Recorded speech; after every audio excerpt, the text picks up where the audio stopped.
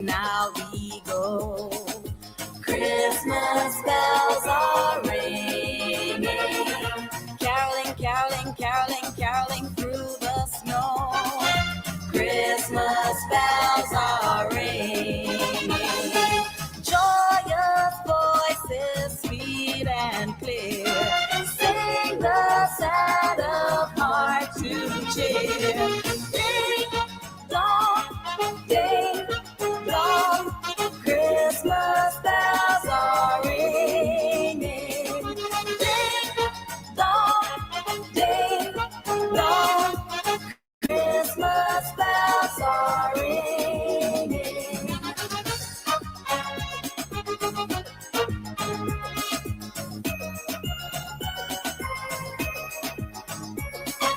Caroling, caroling, caroling, caroling through the town.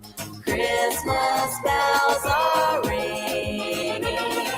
Caroling, caroling, caroling, caroling up and down. Christmas bells are ringing. Mark ye well the song we sing. Gladsome tidings now we bring. Ding dong, Christmas bells are ringing. Ding dong, Christmas bells are ringing.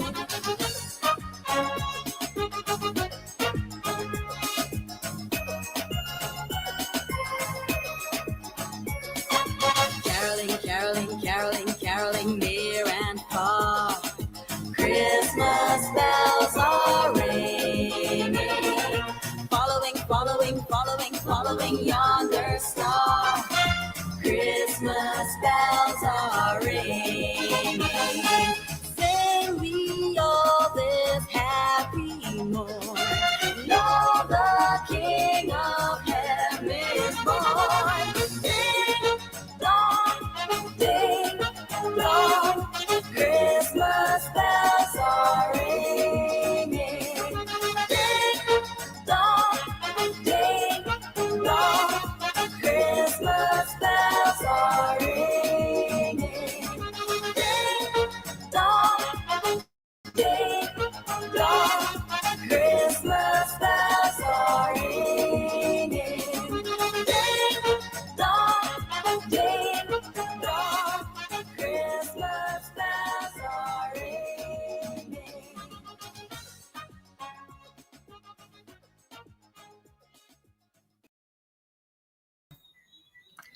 Good night to the loyal opposition. It is indeed a pleasure to be here with you another night for another edition of the MARCIA Week show. Tonight, we do have a special edition as we will be showcasing one of the films that Marcia and Dave would have actually produced back in 2010. This would be Hush 2 and The Silence. And after watching this movie, I do encourage you to get your children and your grandchildren ready to watch this as well with you so that they can be engaged in the discussion that we're going to have after this movie is shown. I'm actually very excited because I got to watch this movie back when I was a little girl. So welcome to everyone to the show here in Barbados and in the diaspora. I'm just going to start to say goodnight to everyone. I want to say hello to Tamika Harper, Vernon Garnes, good night to you. Mr. God, good evening to Bajan Boy as well. Nigel Carrington, good night to you. Owen Hines, locked in all the way from Philadelphia, good night to you. Jacqueline Allen, Monica Ince, Sandra Brewster, good night. Patrick Designs, Sir Alfred Benjamin. Before going on, I just wanted to say that tonight we will also have another co-host who will be SHAQUANI Hunt. She's a businesswoman.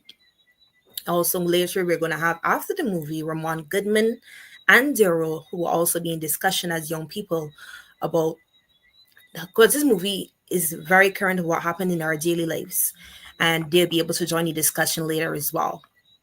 Then it's Sir Alfred Benjamin, ADG, Tony Paris, Mavis Lashley, Beverly Prescott, good night to you. Lucinda Aline, I see you there as well. Ryan Rock, Bonnie Springer. So we do have a lot of persons logging on tonight. It's really good to see you guys on pretty early. It's building. I do look forward to this wonderful organization. Before we go any further, I just wanted to apologize for Marcia not being here with you guys tonight.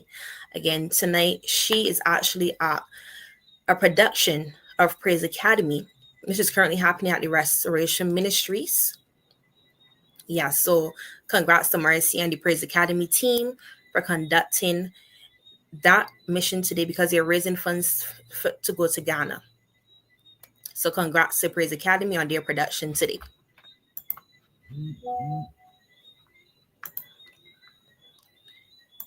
So we continue to say goodnight to everyone. Marcia,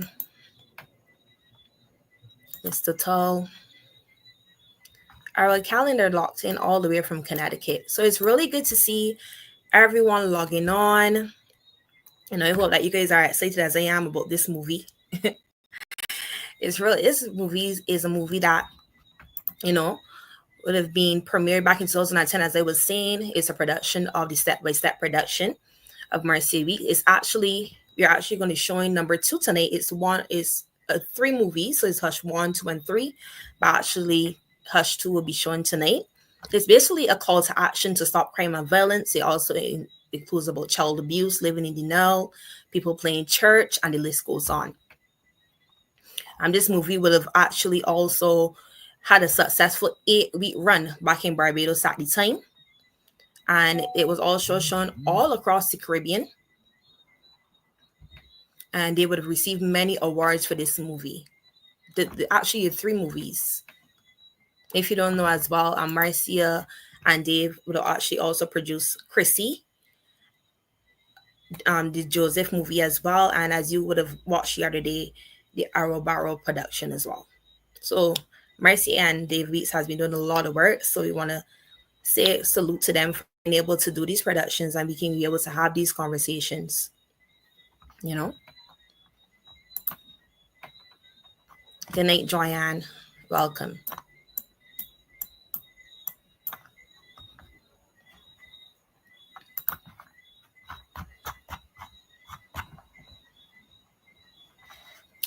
It's really good to see you guys here tonight. So in a few, we're going to be getting ready to start with the national anthem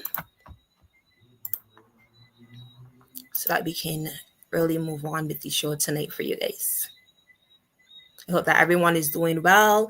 You're getting ready for your Christmas cleaning, and I know you're shopping as well. I already look forward to tonight's show and discussion with everybody, including SHAQUANI, Ramon, and Dale as well. And including you, of course, the loyal opposition, because I do look forward to hearing from you. And don't forget to like the show, share with everybody. Please share. Please like and share. Yes, so we're going to be getting ready in a few.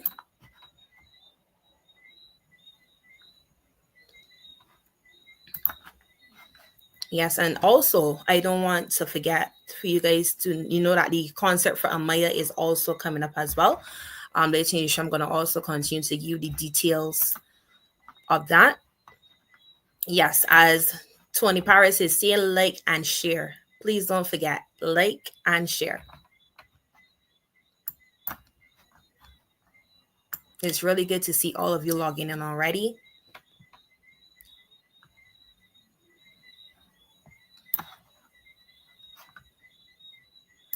Yes.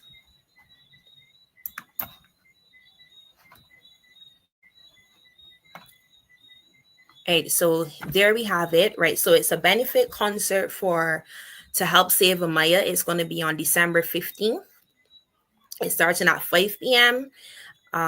There is no fee to enter. You just bring a donation of the kindness of your hearts. And as you can see there, we do have a number of artists, including Red Plastic Bag, Mary Brown, we have Sorul as well. Timon Howard, as you know him from going and also represent us the other day in the Cyber Crime Bill.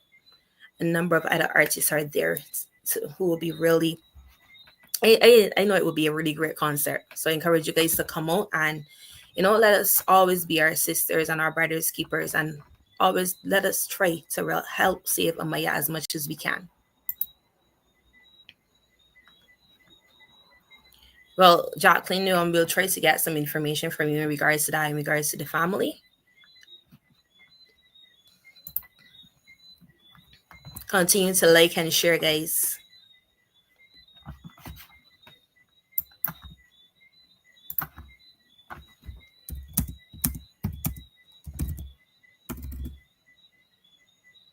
Okay, everyone. At this time, we're going to get ready for the national anthem.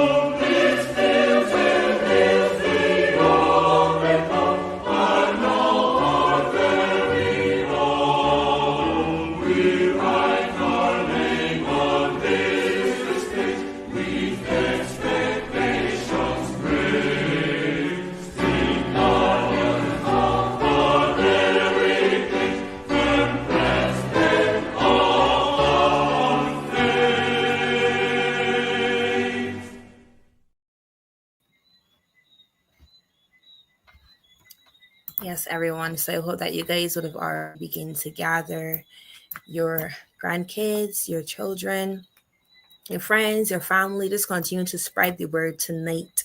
It's going to be a wonderful time. I think this is a great way. Yes, grab your popcorn as well. I think it's a great way to start the week. This is a great conversation to have, as from last week, Marcia would have done a show last week, include talking about sexual abuse. This is a great way to also continue that conversation. I know it's a conversation that some of us don't like to have, but it's time for us in Barbados to start back having those hard conversations, and not only that, finding solution to these issues. I think this movie embodies that.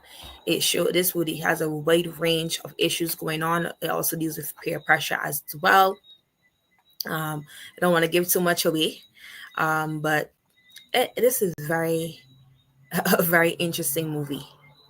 Very interesting, and I'm very, very, very excited to be here with you guys to watch.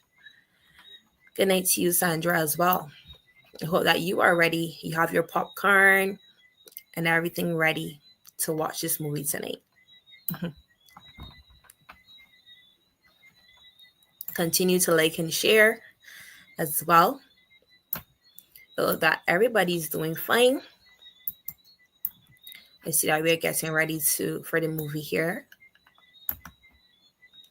So before starting, I just once again to introduce the movie to you to just let you know that this movie is called Hush 2. It's a production by Stat Production of Marcia Weeks and Dave Weeks as well. It would have had a successful run, 8-week run in Barbados, and it was penned by Marcia, of course. The movie is in its Hush to End the Silence. As I said earlier, it would have won many awards here in Barbados and across the diaspora as well. It's basically about a 15-year-old high school student who was to set internal examinations. So she was also victimized, had sexual abuse, and this movie also talks about suicide.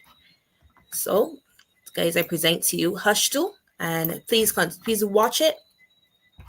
Right, so Sandra, you said you watched Hush 1, right? So everyone who wasn't here earlier, there is Hush 1, 2, and 3, but tonight Hush 2 would be showing. So I do encourage you to watch carefully because we do want to have a great conversation with you about the movie after. So I do hope that you enjoy and that we also get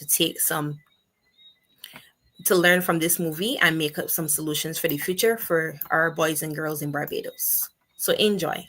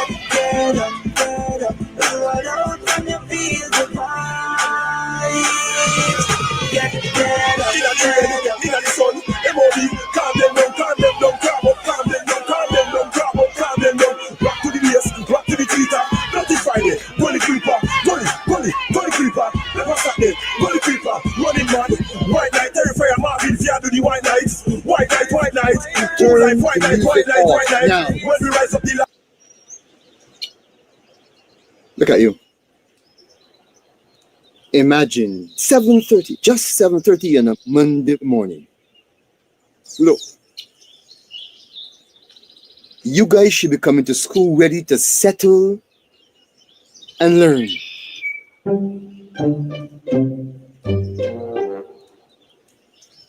And you, first, you are not wearing the appropriate shoes. And where's the rest of your skirt? Here, sir. By the end of the day, make sure you let down that hem. You hear me? Yes, sir.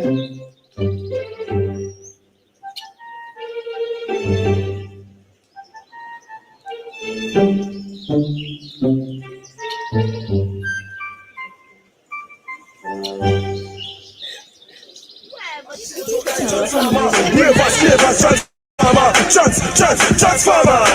Get up, every dance,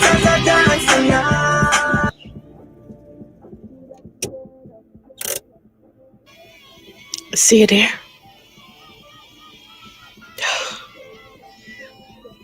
Makisha, you still worrying? You're hardly showing, you know. Look, I promise when you're about 4 months, I'll go and speak to the principal, okay?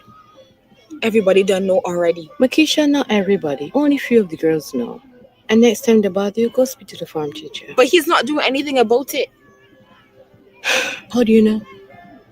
Huh? I don't want you going to do something stupid and then get expelled. Look, when I was your age and I got pregnant with you, I quit school. I don't want you to do the same. I don't want you on this road. All right? Do this for you. Okay? All right. Give me a kiss. See you later, darling.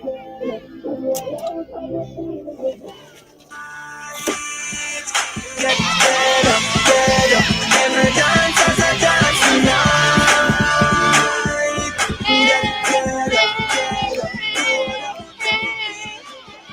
Look, you best friend. Best friend? Don't let nobody hear you. I don't talk to her anymore. All I know is that she better keep my man in church. Foolishness. Handle your business.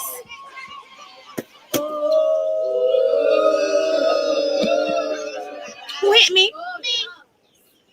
Wait, what I feel that make us want to stop it? Who hit me? My girl, I hate you do something about that whore. Keep walking, breeder. You see some boyfriend for you? I want what's this here, girl?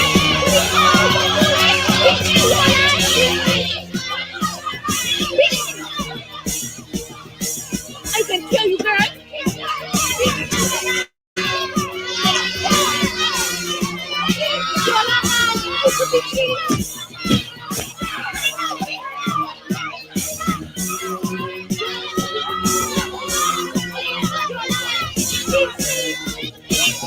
Move back. Move back. Break this up now. Bring it out.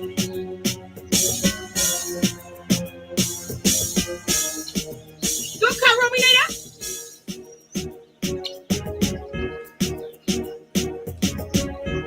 Look at you. You've been giving trouble all night. Oh, so you're yet to let down that hem. But you're in trouble, young lady.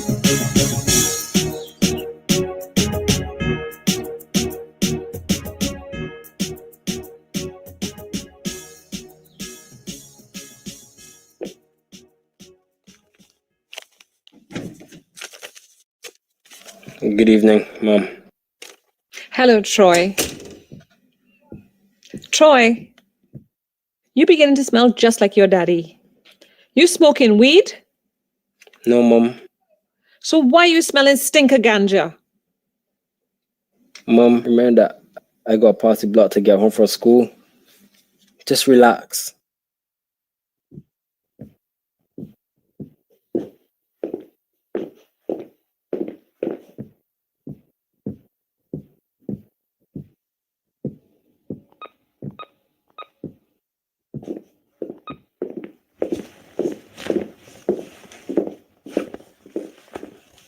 Another thing, Troy.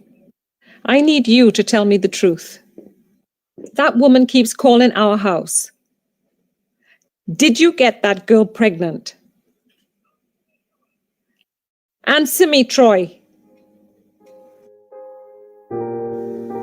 Mom, I wanted to talk to you, but I just felt that you'd be very upset. Talk to me. Talk to me about what? About Makisha. Troy, Makisha? You know the girl? Troy, I told her mother, I told everybody that you didn't even know the girl. God, this is trouble. Troy, do you realize the girl is underaged? You could go to jail. Come. Mr. Maynard, Miss Williams is here. Come in. Good afternoon. Hi.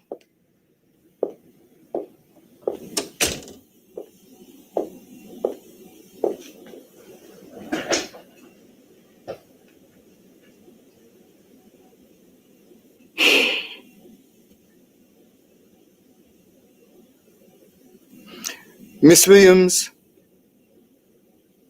Makisha got into a fight this morning.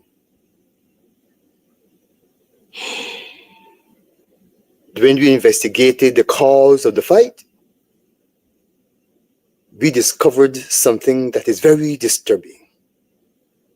She hasn't said a word to us all morning. I want you to tell me honestly. Is it true that she's pregnant? Tell me.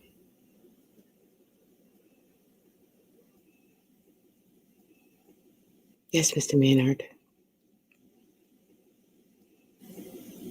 I had planned to tell you 3 weeks ago when I found out myself.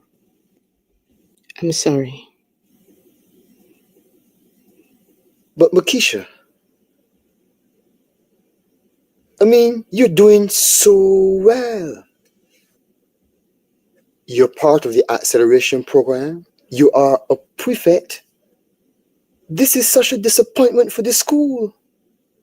Such a disappointment. Look, I know. We apologize. I am sorry. But sir, can't you allow her to continue school until she's at least showing? What? The rules are the rules. She will be expelled from this school. But we will not have her here while she's pregnant. But sir, Makisha has her exams to do.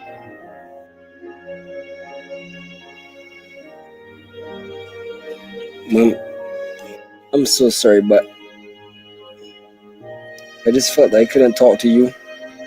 Couldn't talk to me? Do I have 2 horns growing from my head? You think because you have a few strands of hair and a piece of flesh growing between your legs that makes you a man. But a real man, Troy, stands up to his responsibility. God is my refuge and my strength. Yes. But wait, well, look alive. Darling, no, there was she face set like she's sucking salt. What you hear? Makisha can't get out to school. Man, the pet surely be so on me. Broke like she. They're sending she to some pregnancy school somewhere in St. Lucie. I never hear about that school yet. As far as I'm concerned, them condoning breeders down there. Nothing but a school of breeders. The principal right to Chishio. She's a berries. She any use? Them don't know what's sweet around goat mouth and bunny tail. I think there's somewhere Proverbs, you know. Proverbs chapter 3 verse 1. Right. Yes. Oh, just give me a second. Hello? Hi, Angie. How you doing? Hi, Darlene. I haven't heard you in a while. What's going on? You occupied or something? Yes, sorry. I'm having a great time. Yes, tell me what's happening? Well, a lot. Makisha have been expelled. What? Expelled for what? For fighting. and the principal found out she's pregnant. Oh my, I'm actually glad that you called because you beat me to it. I wanted to call you to let you know that Morris is back. Who? Yeah, he's here. Morris?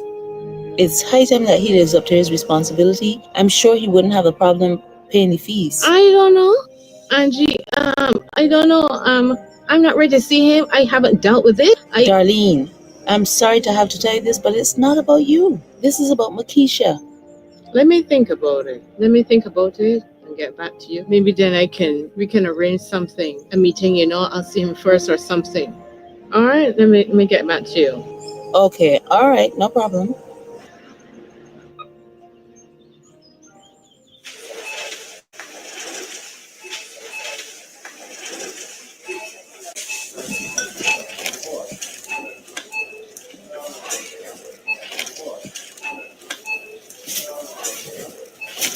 Ria?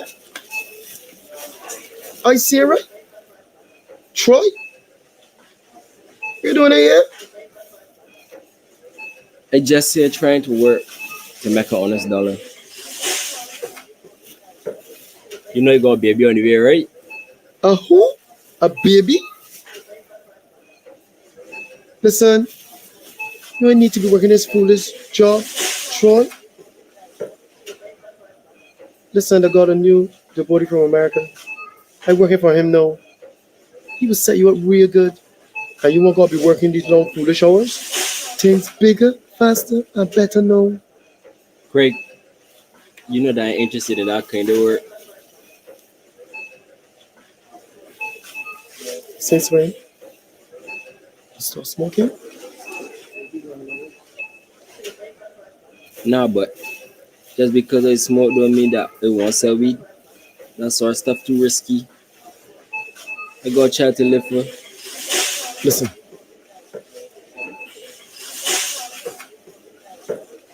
Listen, take my number. Give me a call when you change your mind. Alright? I got 3 children. JJ, son, come here.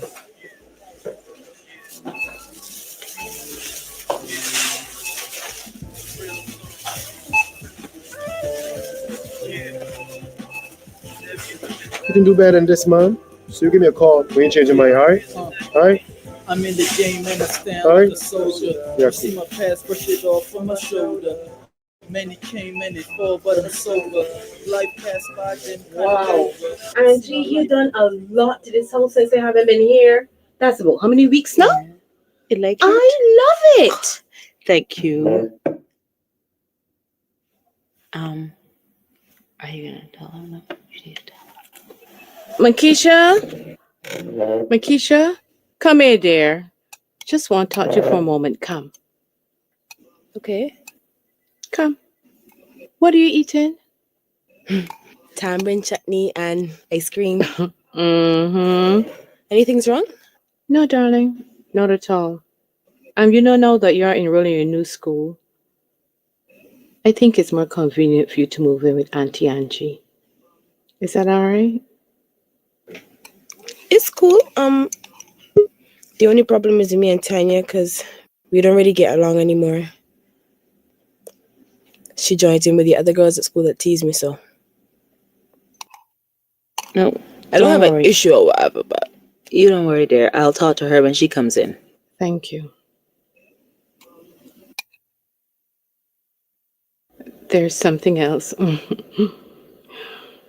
As you know, you never met your dad, and I think it's about time you meet him. Especially what's going on with you now. We need all the help we can get. Okay. He moved back to Barbados. Yeah, he's here. Auntie Angie and I are going to arrange for you to meet him sometime. You see, over the years, we had to keep everything a secret, including the fact that Auntie Angie is really your father's sister. Your father didn't want to own you as his. Because he was afraid of his wife finding out. Now he's divorced. He wants to be a part of your life. So you enjoyed the movie? Yeah, I guess. So what is it that you want to talk about? About us. Yeah. What about us?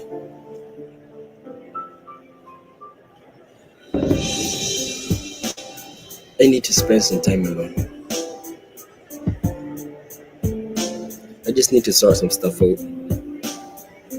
You serious? Why? Look, I'm sorry.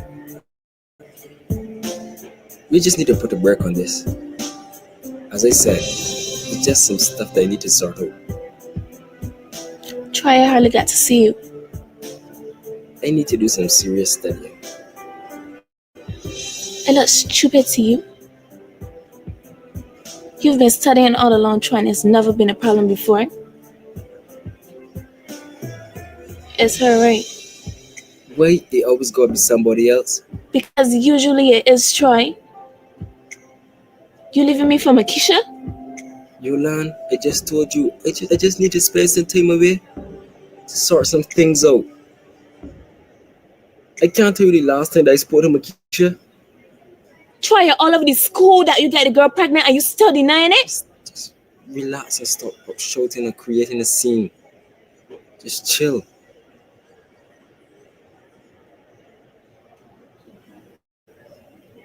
Troy, I just want you to tell me the truth. Are you waiting, Troy? Right. The truth is, Makisha is having my baby. And I'm gonna do everything possible.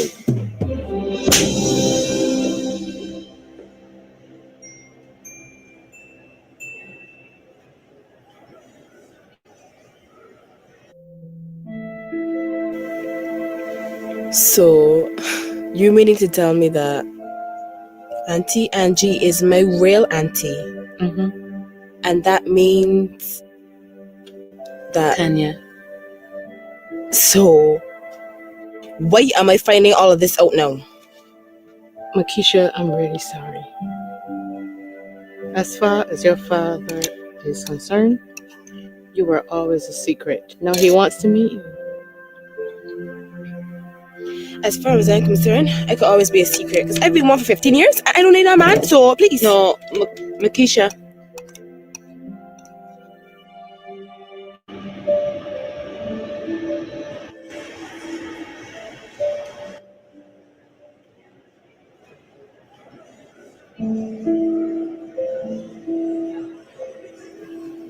Hello.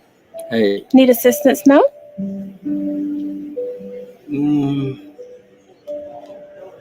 I was just looking for some newborn stuff. Okay, anything in particular you have in mind? Not really, Do y'all sell cribs? Yes, we do, but we don't have them in stock. But you can always order them through the brochures that we carry. And the price range for those are about how much? Between $600 to $2,000.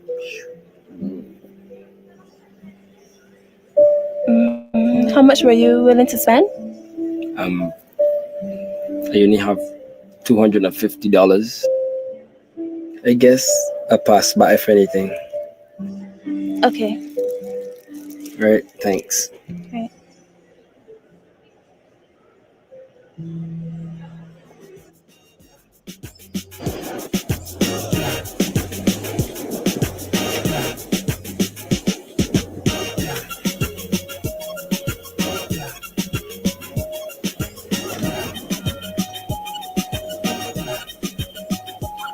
Hi, Angie. Hi, Thank God we made it. Hi, sweetie. Oh boy, I'm good. What about you? Good. Who's Tanya? She's actually down by the water just. Oh.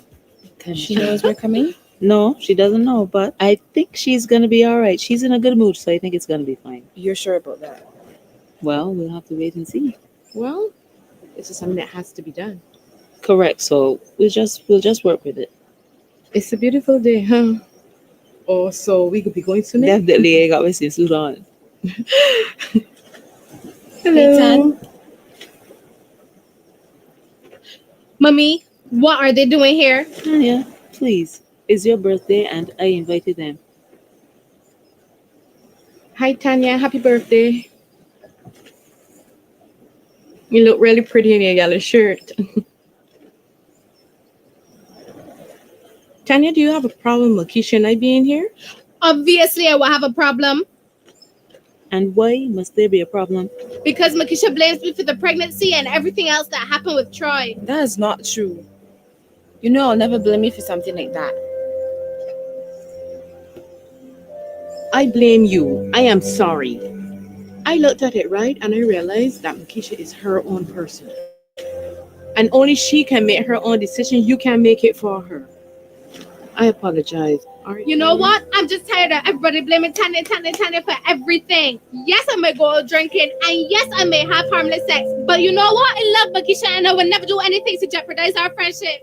And yes, I introduced her to Troy, but I never told her to go and spread them. And even when she was having sex, I provided the condoms, male and female. And you know what? I even lent you some of my pills. Tell your mother I lent you some of my pills. Tanya, that's enough. I don't want her anymore.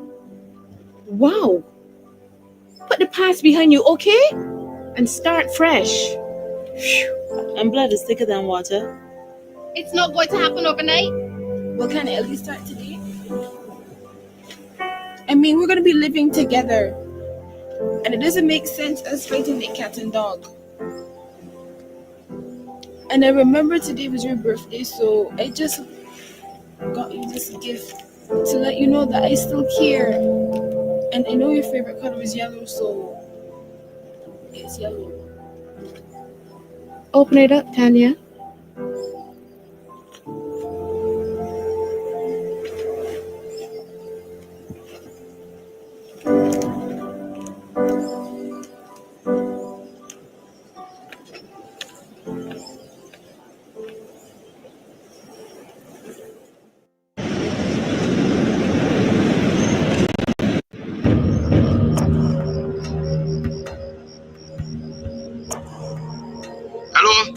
Yeah, Craig. Yeah, Troy. What's going on, brother? Yeah, man, you could be meeting on Bridge Street tomorrow at 6, man. All right, see ya, buddy. Yeah.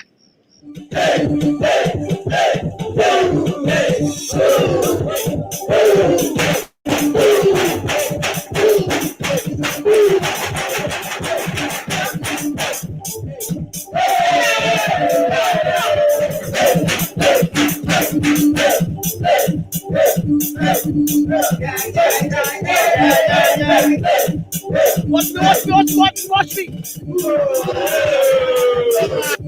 Wait till that. Get in.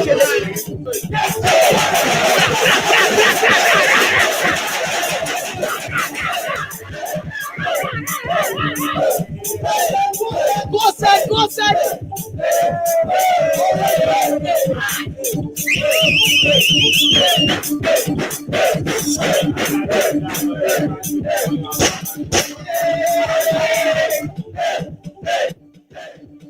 Listen.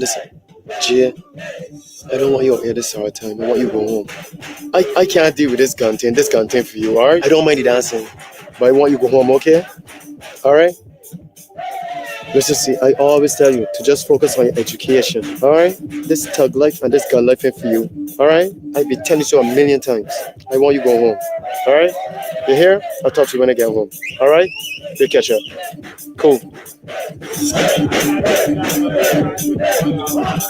Okay, so how are we gonna work this out? Don't forget, it's 2 of them, so it's 2 sets of school fees, 2 sets of uniforms. So how are we gonna work the finance? Well, I'm going to give you some money now. Right? Okay. And like what Claire used to do, she would come over by my house on Wednesdays, and she would collect the money and she would take it back over by her grandmother. Okay.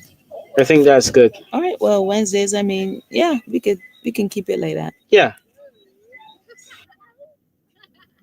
Hello, what the bird? Hi, Makisha, Tanya. Makisha, come and sit. Hi, Auntie. Hi, darling.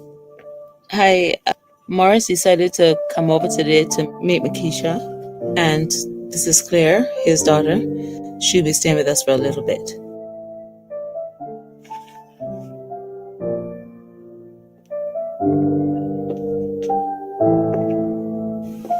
Hello, Morris.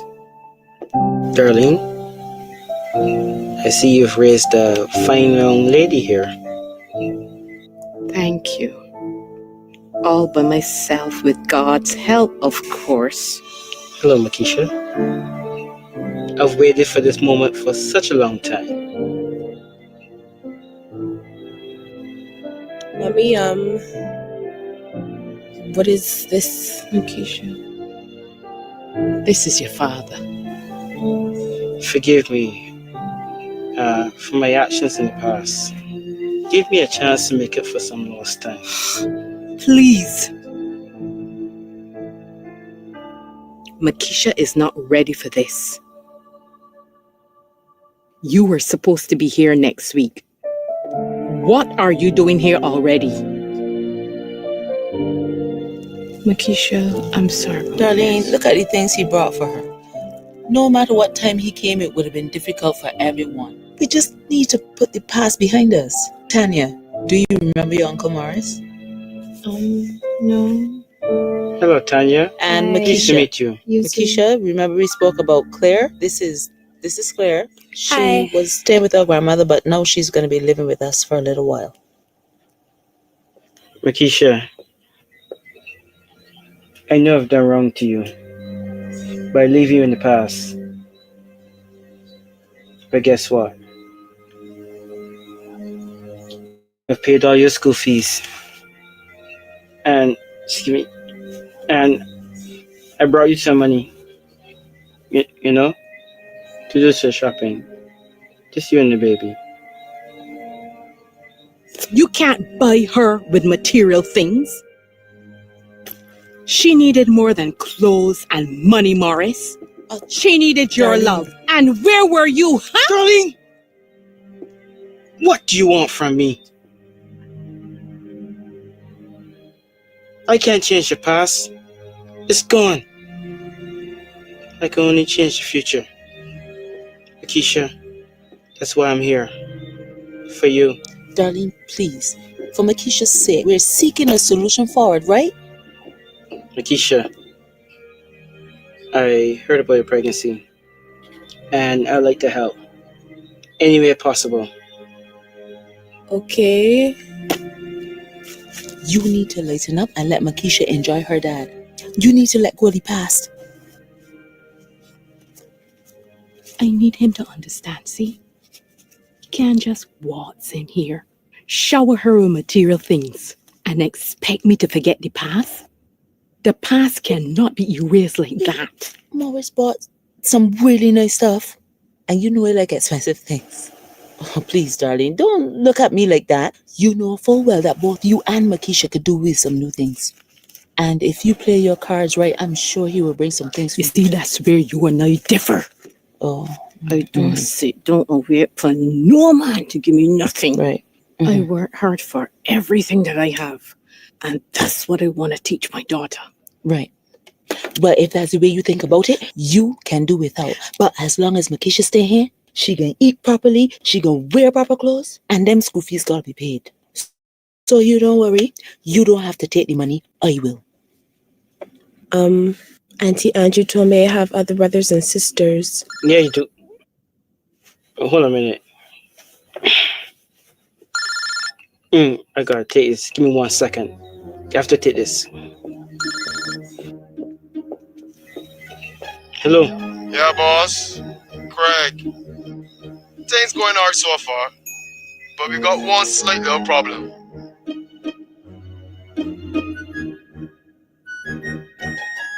Hey. Hey. You're Claire, right? Yeah. How old are you? 13. You don't look like that at all. I get that a lot. You? 15. Pregnant? Emo? What? What the? What the hell are y'all doing down there? To be honest with you, boss, we tried really hard, but it took us by surprise. Okay, look. Just lay low. Yeah. I'll be there.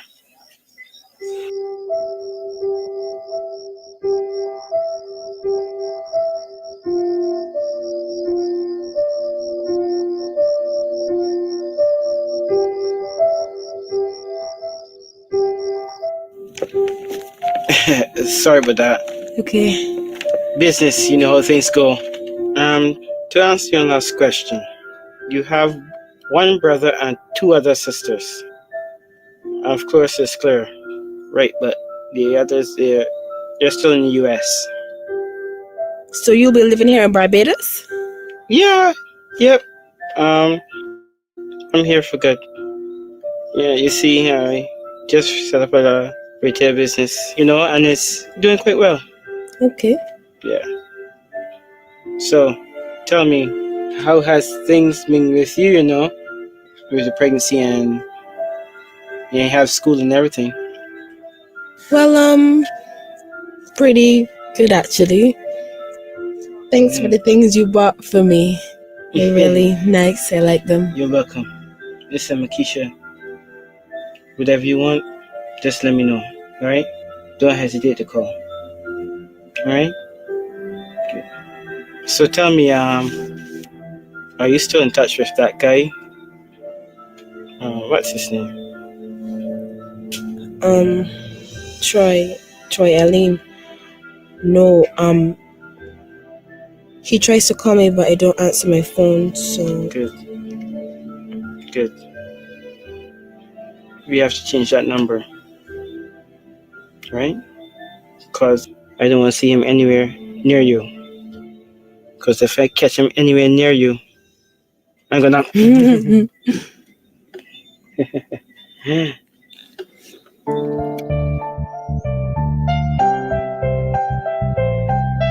Keisha.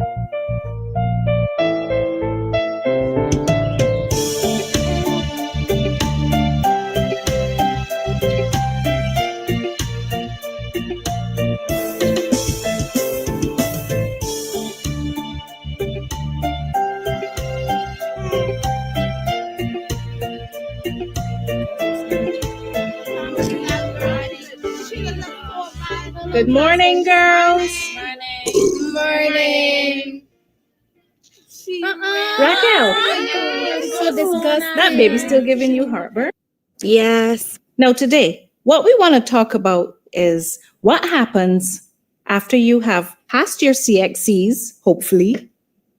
You've had your babies. How do you prevent yourself from another pregnancy? Oh my God. Teacher, pregnant again? All I know is that I locked on my thing and it showed me the key. Wait, wanna take a joke? Yes. Last time I had sex, I not only got pregnant, I got syphilis. That's exactly what I want to talk to y'all about today. It's good to see all of you here this morning. Just want to especially welcome back Sister Darlene and Makisha. You know them. Just give them a round of applause. Amen, amen. Come on, let's stand to our feet and sing from page 48. Hallelujah. Bless the Lord. Lord, I lift your name on high.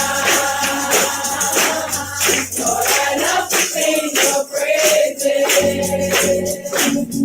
I'm so glad you're in my life. I'm so glad you came to save us.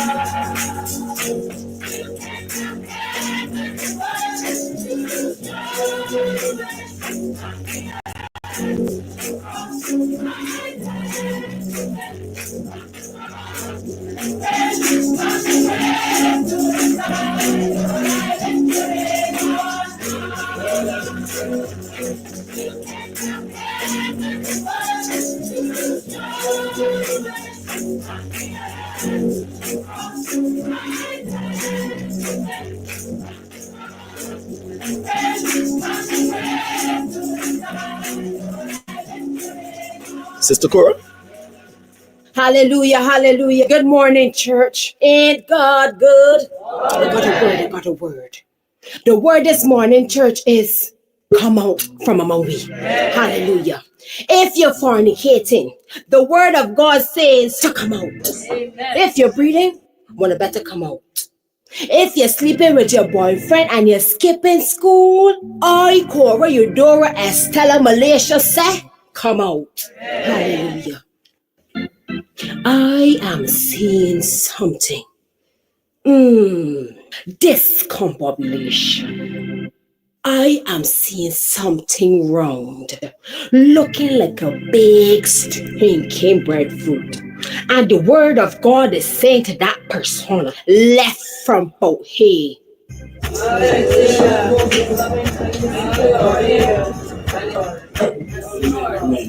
Testing, 1, 2, 3. You're all so stitch bad. You pulling out the mic though? You're not. I don't need that mic. I can hold as hard as I want.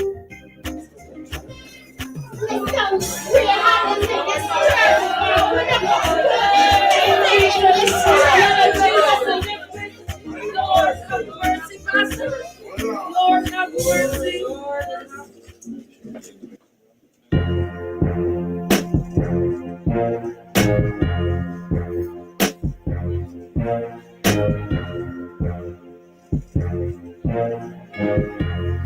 I feel like I need another guy.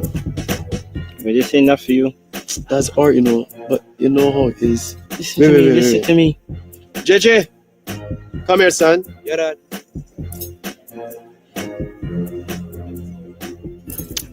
I may need you to go home. It's getting late. Man, no, Dad, not so early. JJ, I don't want you around here at this sort of time, alright? It's getting late. I may need you to go home. 50 more minutes, Dad. 50 more minutes. And that's what I'm telling you. I may need another. Listen, man, guns don't go on trees, you know.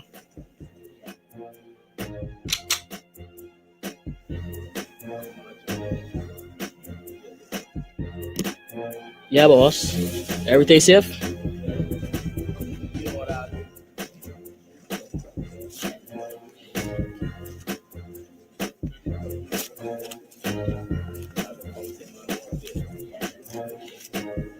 Wait, nah, Troy? You say he's doing this for his baby? You mean Troy? Mm-hmm. Yeah. You know, for this job, he had a supermarket. I heard about it. I can't afford nothing for you, baby. You know, there's got a sweetie, a red sweetie with a yellow strip in the middle. He can't even afford that. And the funny thing about it, right? Mm-hmm. He said you only in it for a couple of months. He fooling you. He ain't fooling me, man. That's what he thinks. You see, I could feel it hurting already. I good. I fine. Ow! Talk about, I remember when me and Tanya used to dress up. I mean, and when we done, we used to park road. I am telling you, heels this high, makeup and eyebrows, well done. Well done. Well done. Well done. Boom. But you know, Keish, I was thinking you could come and go with us tonight. I mean, ladies are free. And you know my mother is not half as religious as Auntie Darlene. Yeah.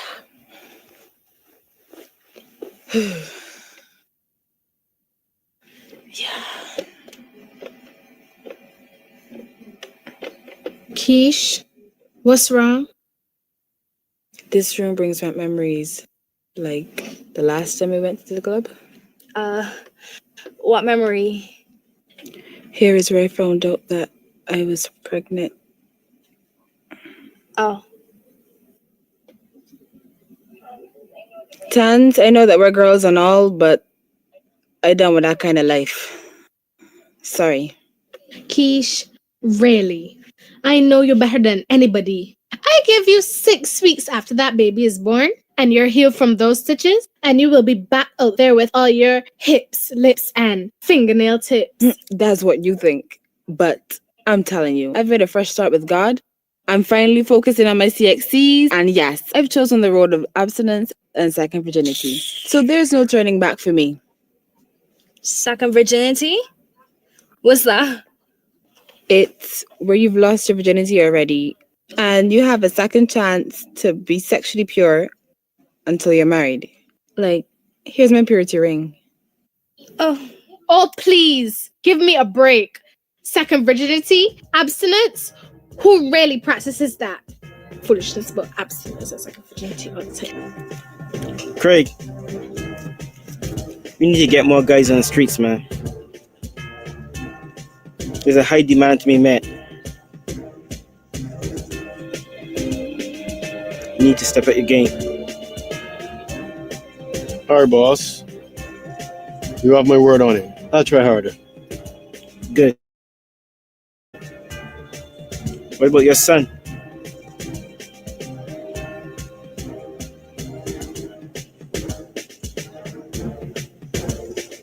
You mean JJ? I mean JJ. Look, either you're in this or you're not. JJ is only 13, boss. What the hell does that have to do with me? JJ is in, and that's an order. Jay! Yes, sir. Come here, man.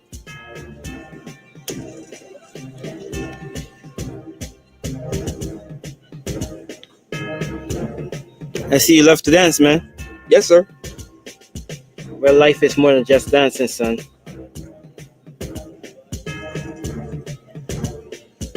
Need to get you doing some real work around here. Make yourself some real money. Your own money. Say what? You heard me.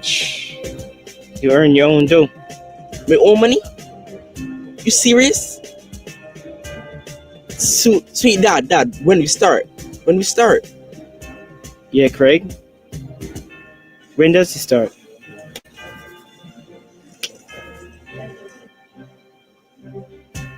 Tomorrow evening. Look, son. I'm gonna need you to start the stuff in the schools. Yes, sir. On evenings, find yourself in Reed Street. And if I trust you,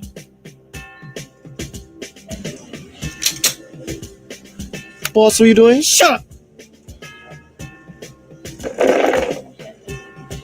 This will be yours.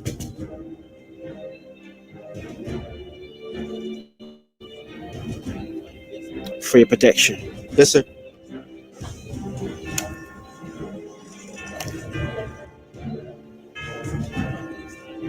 Hey. Don't be pointing that thing all over the place. Yes, sir. Dad, this one looks like yours, though.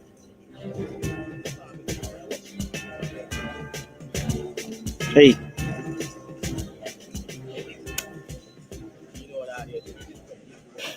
Keish, this whole second virginity thing, it's not for me. I've gone too far. And that's why I moved here. What are you talking about? You're only 13? So, you started real early. I lost my virginity at 10 years old. I was raped. It was very painful, but from then on, I just gave it up to any and everyone. I wish I could get it back, but it's gone. Claire, I'm so sorry. You told Daddy about this? Daddy, no. Please, no. Listen, don't let sex hinder you from reaching your goals. You have your whole life ahead of you. Look at me, 5 months pregnant, sometimes sick, wanting to sleep, But I can't because I have so much schoolwork to do. I mean, I've missed so much from morning sickness. Just please don't be like me.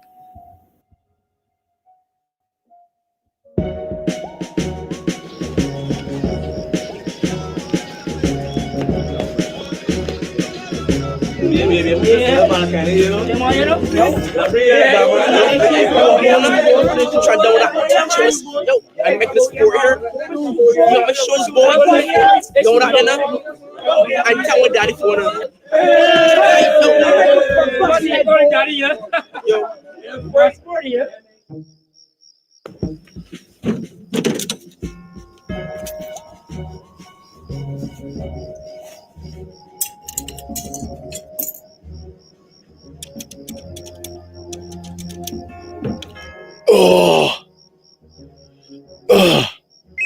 Who's this bully here calling me no man?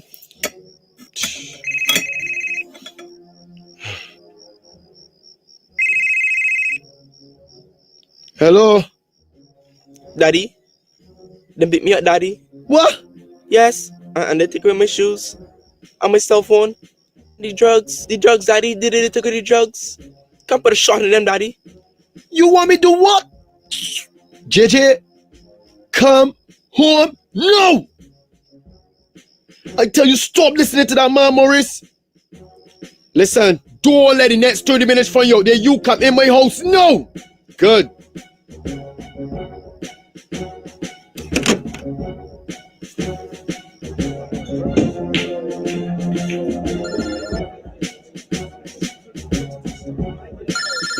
Hold on, give me a second. Hello? Uncle Morris? Yeah, JJ, what's up? Them beat me up. What? And them take away the drugs and thing. And my cell phone and my shoes. Where were you? They do not reach street. Yeah, I know them. Come put a shot in them, uncle. Alright, listen. I'll handle it. Alright. Thanks, uncle. Yo, just give me one more minute.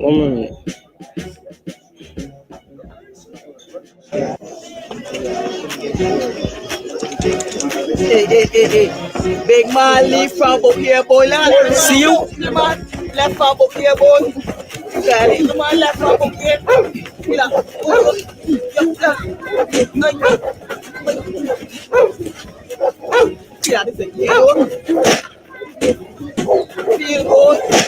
Feel good.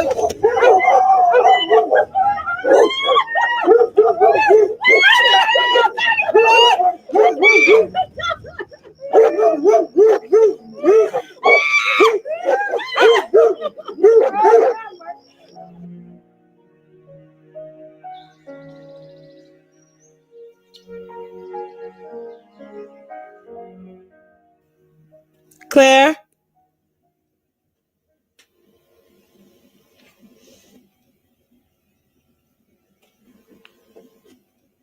Claire?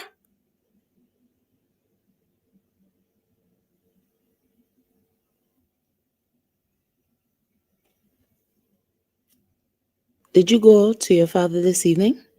Yes, I did. What is that on your hand? Nothing. Hold out your hand. It's nothing, Auntie. Oh my God, Claire, you cut yourself? Oh! Keisha.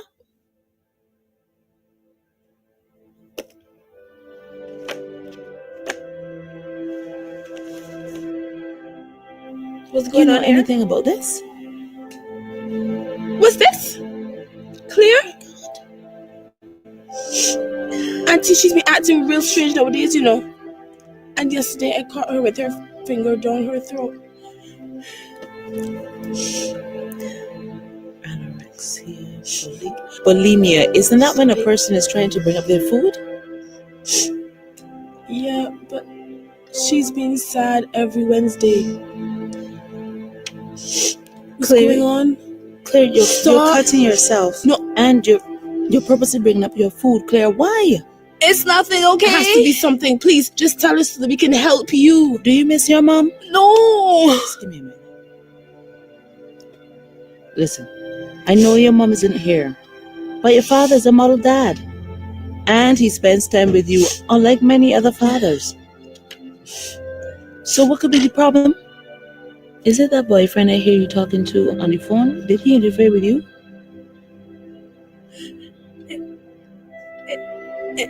It's Daddy. Say what? Did you say daddy? Answer me. Clear, why are you telling lies on your father? You understand the seriousness of what you're saying? Morris would never do a thing like that. I know what you're doing. You covering up for those little pissy boys at school. Auntie, he hurt me. Your father took sole responsibility for you after your mother ran off to America talking about looking for a better life. It is him in his job, working hard, feeding you, sending you to school. You ungrateful. Move from in front of me. And don't let me catch you on that telephone. Ever let me catch you on that phone talking with that boy? Your father will have to find somewhere else for you to stay because I can't handle another crisis around here.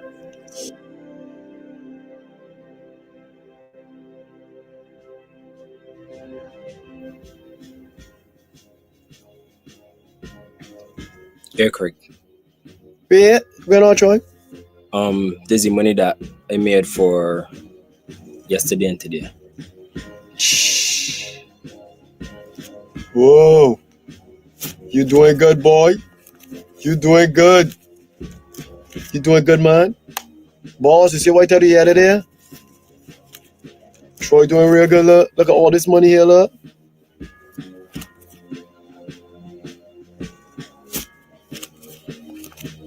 Not bad. Not bad at all. You've been here a whole month. I still don't know your name. Your full name. What is it? Troy Allen. Troy Allen.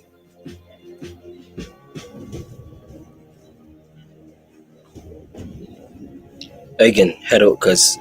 Yeah, man. You doing good, man? Alright, cool, man. Troy Allen.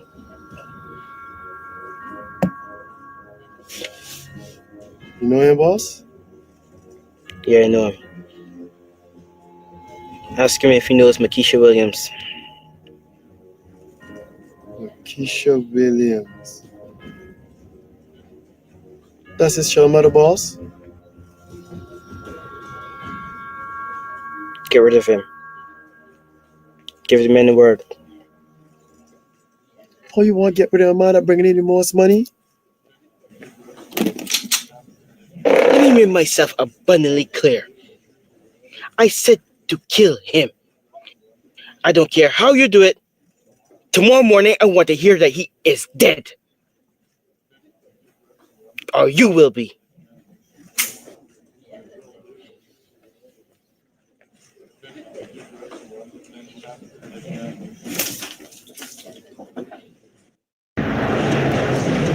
Look, Craig. Listen, if he doesn't have the money for the drop, just kill him. I'm done with the body. Good.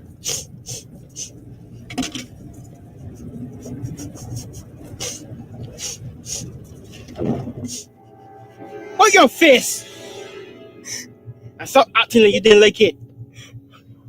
And if I catch you with any of those nasty boys at school, you're gonna get it worse. Remember, I am your father. And what you have is mine. Do you understand that? Do you understand? Now fix your clothes. Pull yourself together. Especially now that you're going by your auntie. If I catch you, if you tell anyone, especially that counselor, I will bury you where no one can find you.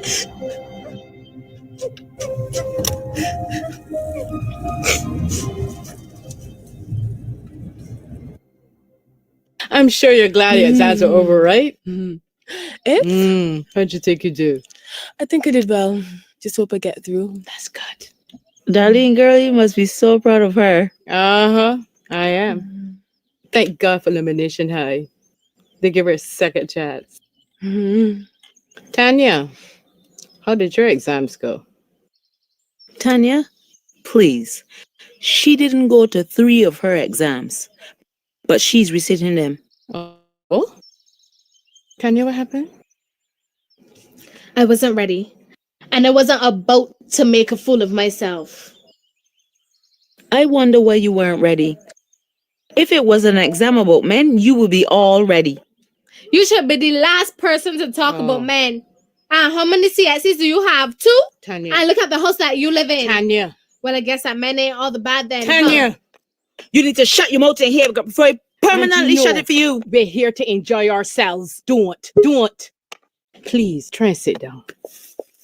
Makisha, can we get Daddy a hug, girl? You did it. You did it. Thanks to her mom, huh? I guess it's the way she was raised. Darling, please. I was talking to Makisha. Please. Can we just have a peaceful time? I can't handle any more confusion. It's Makisha's time, please. Baby, I'm so proud of you. Good job. Angie, I brought some groceries for the girls.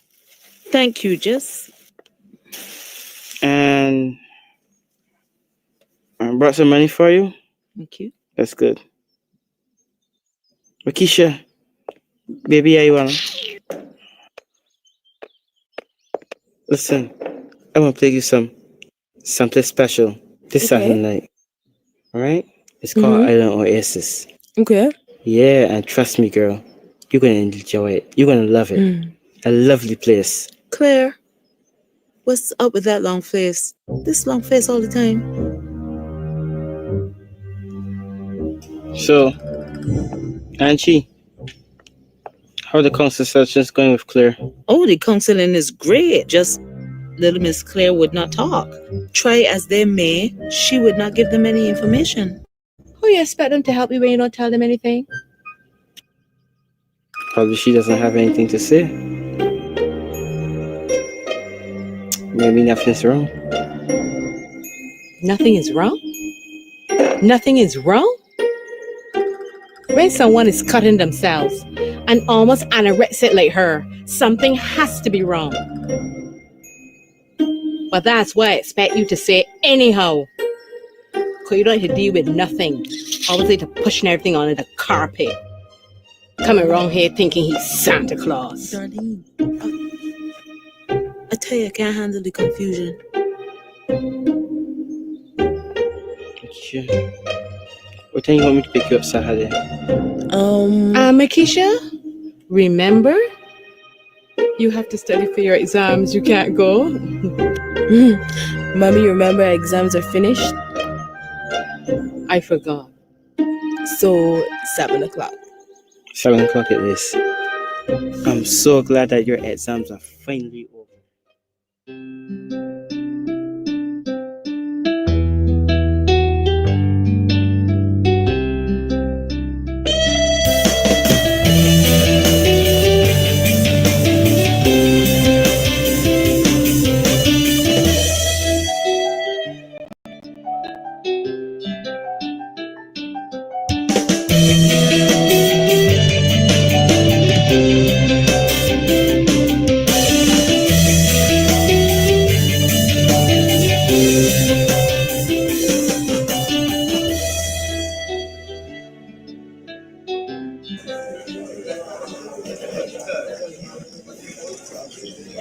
Things get funny in the camera right now, boy. We're going to talk to you, though, but fuck me. Right now, though, your name. Hey, yo, man. Respect. Yeah.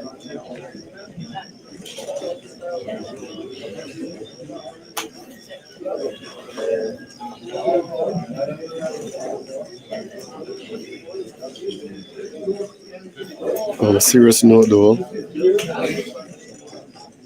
Mars want you dead.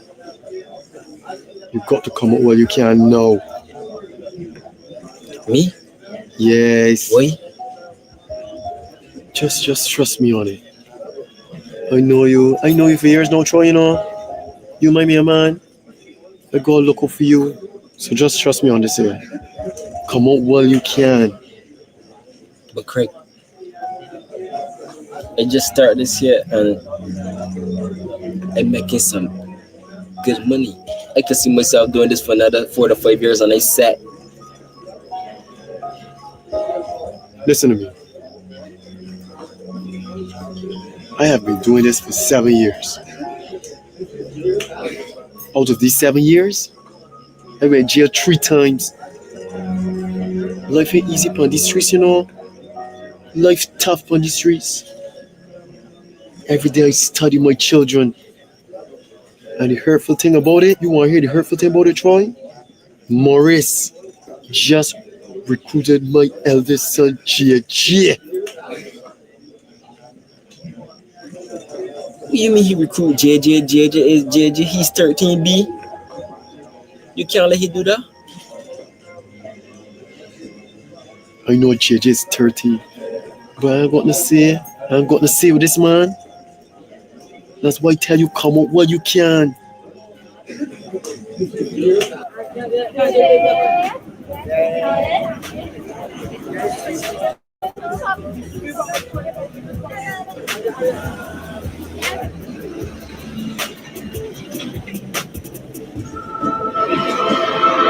Run, JJ.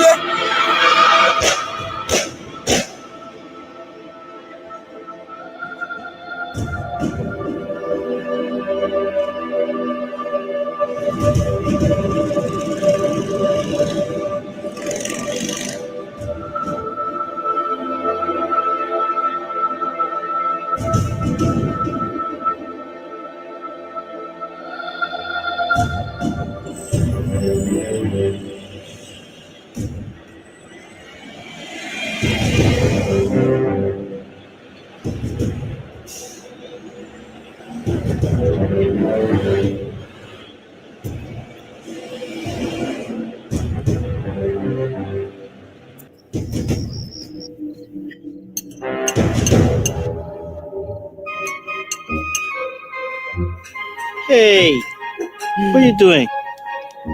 Baby needs good nutrition. All right, I give you that one. Enjoying it? It was actually very good. That's good. Thanks for carrying me out. Both baby and mommy did enjoy. You're welcome. Anything for my beautiful daughter. Yes, I'm Makisha. You're looking even more and more radiant every time I see you. Stop looking at me like that, Daddy. You're making me blush. All right. I'll stop. Ready to go?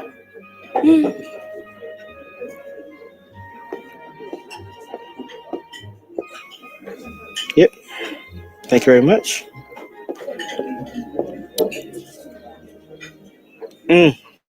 Makisha. I have a celebration gift for you at home. So on the way, we can stop home and collect it. Right? Should we wait until the exam results are actually out before we start? Nah, you're too special for that. Here's your bill, sir. Oh, thank you very much. Did you enjoy it your was meal? very, very good. Thank you very much. Ready now? Yep, let's go.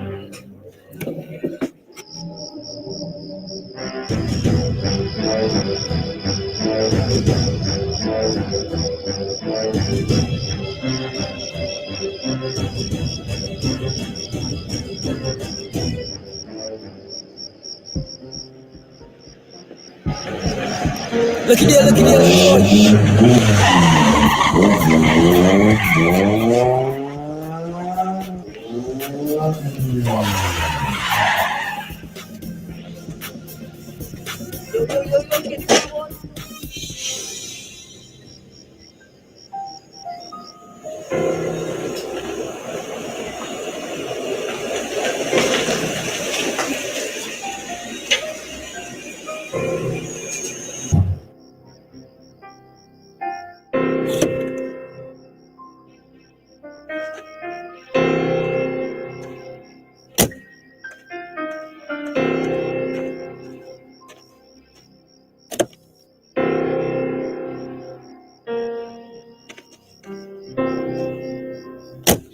This is so nice.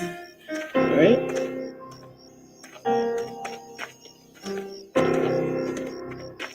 Okay.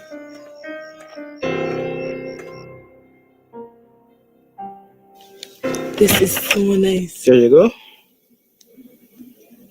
Wow. And here is so nice. I love it. Yeah, it's great. Well, business has been good. Come, take a look. This is your living room? Yep, decorated myself. Okay. So, you want anything to drink? Water, thanks, yeah. Okay, we can do that. You know, you could come and live here when the baby's born, you know. Okay. Yeah. Take a look around. I'll be back soon.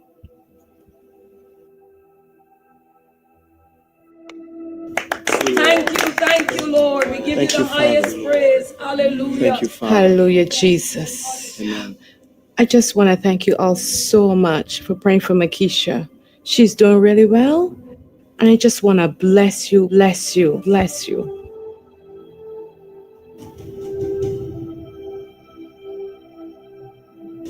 Here you go. Like it? Yeah. Yes, good, good. So come, let me show you the rest of the house. Okay. So have you given any thought about what you're going to do after your exams? I'm still thinking about it, but I would really like to go and study in the US. US. But because it's so expensive. Okay. This is the bedroom. Okay. Yep. Have a seat. Okay. So, is that what you really want to do? That would be lovely. I would love that. Well, if that's what you really want to do, consider it done. You serious? I'm serious. I got you covered. Oh my God. I got you Daddy, covered. thank you so much. You're welcome. Mm-hmm. So, why you don't give Daddy a little kiss on the lips, you know? To show a little appreciation. Daddy, you've had a little bit too much to drink. Come and show me the rest of the No, house. Makisha, I'm serious. Daddy, you've been stop playing fool. Look, I'm your father. I said do it. No. What you gonna do now? Huh? You be flirting with me for the entire evening. That's not true. Shut up, whore. Daddy! You're giving yourself to all those nasty boys at school. That's not true. Why don't you give yourself to me, huh? That's not true. It's for you, go. I just want you to know it's not over yet for Makisha. And we can't stop praying. We just can't stop. No, Pastor. The devil, he is busy and he's going to try everything in his power to destroy the plans that the Lord has for Makisha. He knows the destiny that's on her life. And he's going to fight her tooth and nail. So we can't stop praying.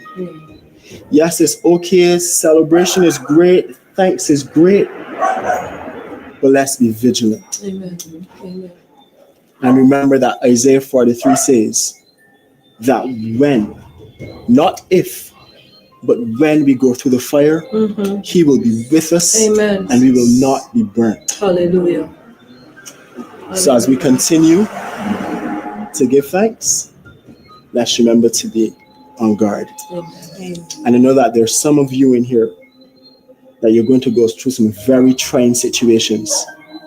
Things are going to be hard. But remember his promises. He's God. Hallelujah. He won't lie to us. Hallelujah. Yes? Hallelujah. Amen. Amen. Hallelujah. No. No. No. No.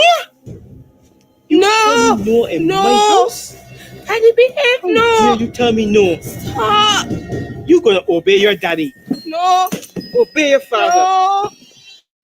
Stop it. Daddy. Daddy. No. No, Daddy. No. Stop. Daddy. No. Stop. Stop. Shut up. No. No. No. No.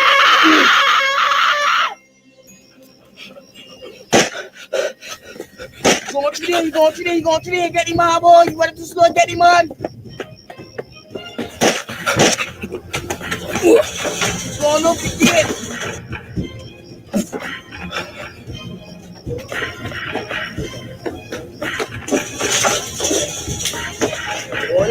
nice for you, boy. Don't take it, bitch. Get this smile, baby. Get this smile, boy. Now, boy, sound like telling you. Hope you sound real funny, my boy. You know that? Boy, you go out there and telling you. Over here. There's no reason to get out water, telling you. No. And ain't getting told this man, big man, funny, my boy. If he's a dead man, well, you know you go without water, my boy.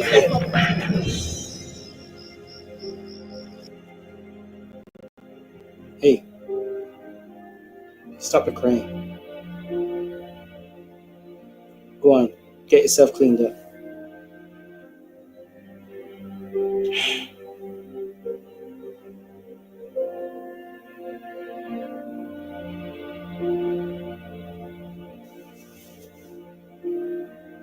You know what we did here tonight has brought us closer together as father and daughter. It'll be just our little secret.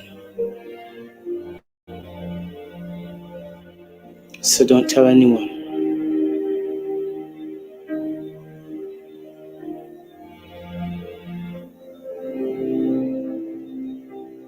Don't tell anyone.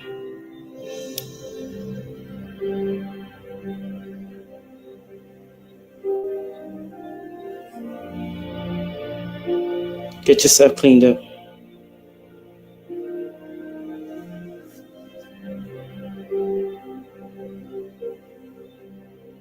I'm gonna drop you into town. Call someone to pick you up.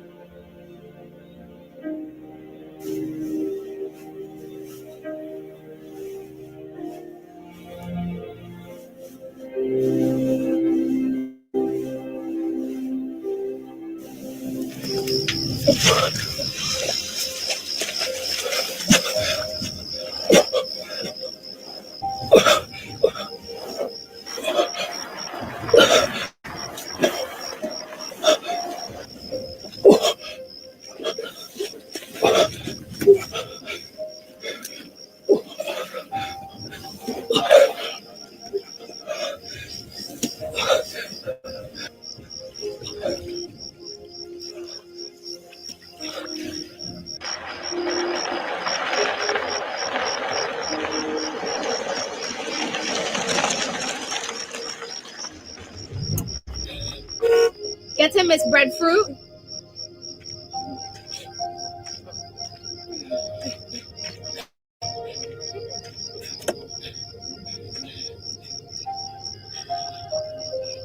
Let me call you back. Makisha, what's wrong? Makisha, you're scaring me. What's wrong? Makisha, what's What? In the car? Makisha, are you having the baby? We haven't even had this shower yet. God, sing with me, how great is our God. Auntie Darlene! Auntie Darlene! Something's wrong with Makisha! Calm down. Young mothers don't understand. Baby's just probably stretching. No, Auntie Darlene, I think this is serious. She just threw up in the car. She's telling me to take her to the hospital. Calm down. When it's finished, I'll come to the hospital, okay? Alright, okay, Auntie Darlene, okay.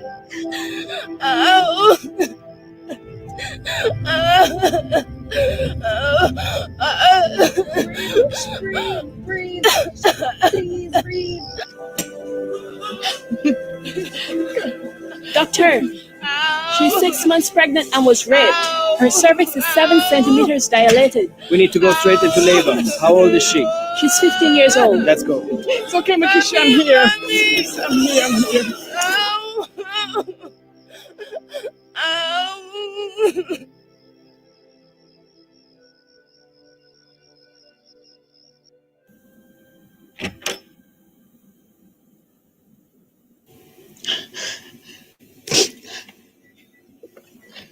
What happened? Where's Makisha?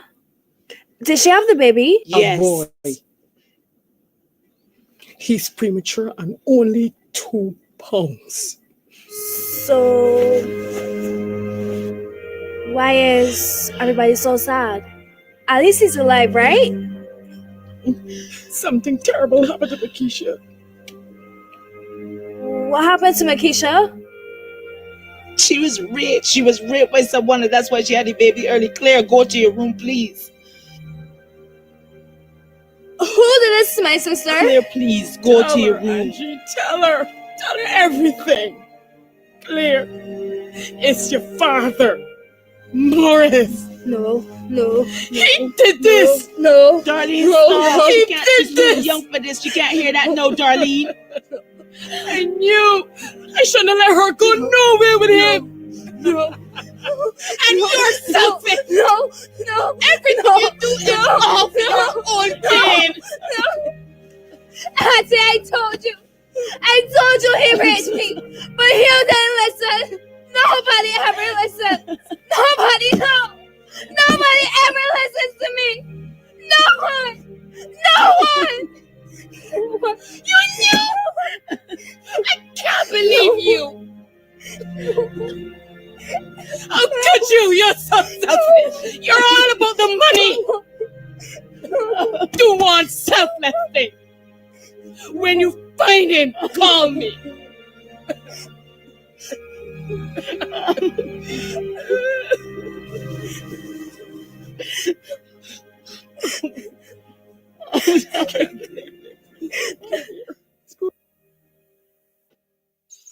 I remember holding JJ at his christening. He smiled up at me.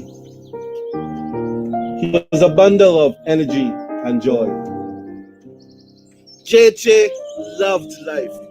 Well, boys, you know that JJ is gone. We're gonna put that behind us for now, and we're all gonna have some fun, alright? Okay? That doesn't mean that we can't have fun. Son, go over, play on the bars.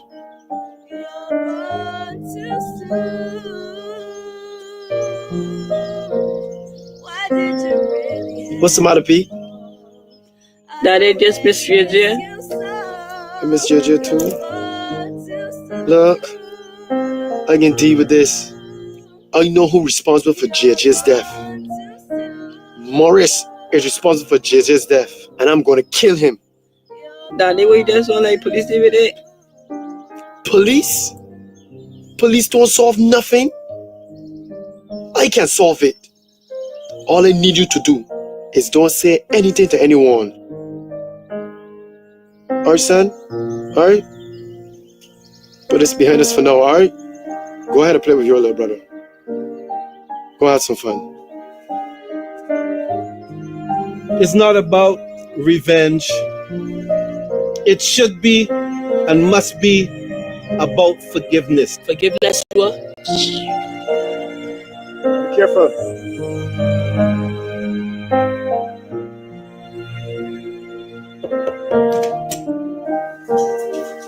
Hello. Hello. Hi, Doctor. Hi, Makisha. Excuse me. Sure. How you feeling? Well, Makisha, you're gonna have to be with us for another couple of days, okay? Unfortunately for the baby, he's gonna have to stay for about a month. He's not breathing on his own yet, and he needs to put on some more weight. Mom, Makisha needs all the support you can give her at this time. The police is gonna come back to take some additional statement from Makisha. However, we have recommended additional counseling for you as soon as you leave the hospital. You stay strong, you're gonna be okay. Stay strong. Excuse me.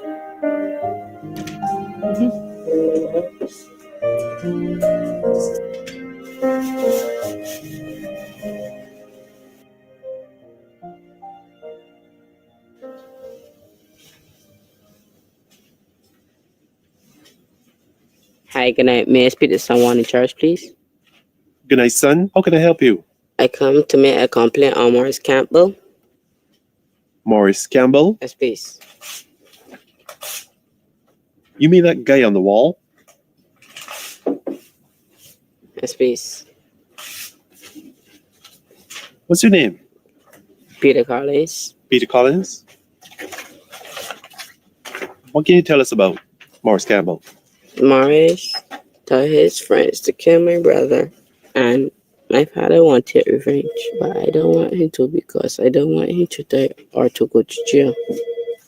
So you're saying your dad is going to kill Morris Campbell? Yes, please. You know where Morris is now? No, please. You have any way of getting in contact with him? Yes, please. I have my dad's cell phone. I think we got a lead on Morris Campbell. Yep. I think I'll get a kid to call him. Should do that. Okay. Here's what I want you to do. Call Morris on your dad's cell. Don't tell him where you are. Just be cool, okay? Yes, please.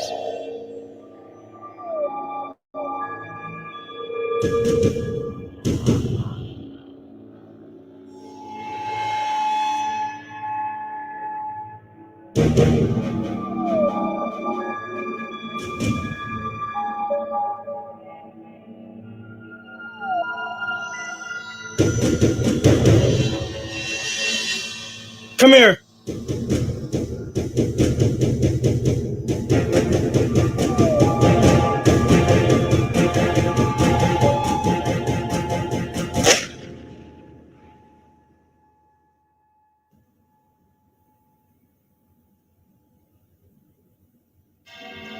Come here.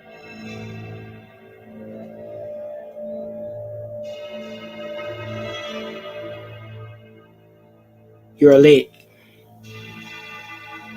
Where were you? I went out. With who? My friends.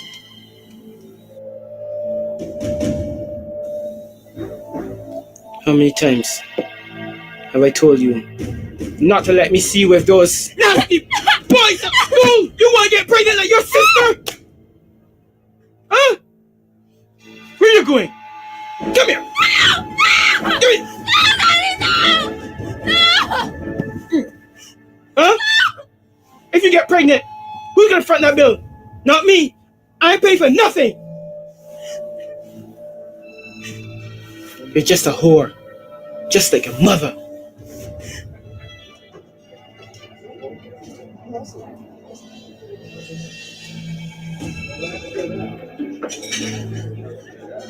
Hi, have you seen Morris? No, I haven't seen him all week.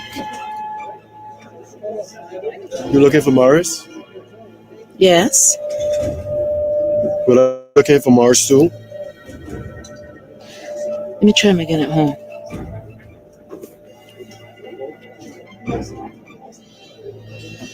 Like your mother! Take your clothes off. Take them off now. No, please. Shut up. Hello. Morris? Where the hell you been since yesterday? You interfere with Makisha? What? Makisha is in the hospital. What are you talking about? I have another call. Morris, don't put me on hold. Hello. Uncle Morris? Who's this? It's Lil Pete. Hey, we seen Lil Peter? I'm okay. Listen, buddy, look. Tell your dad to call me back in an hour. Okay, you at home? Yeah, I'm at home. Sure, you're at home. Yeah, man. So what did he say? He said, "Call." I tell my dad call him back in an hour and that he's at home. Do you know where home is? Yes, please.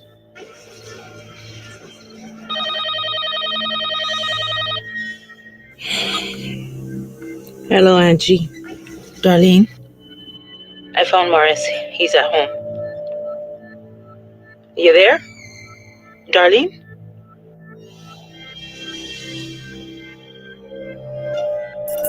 Clear!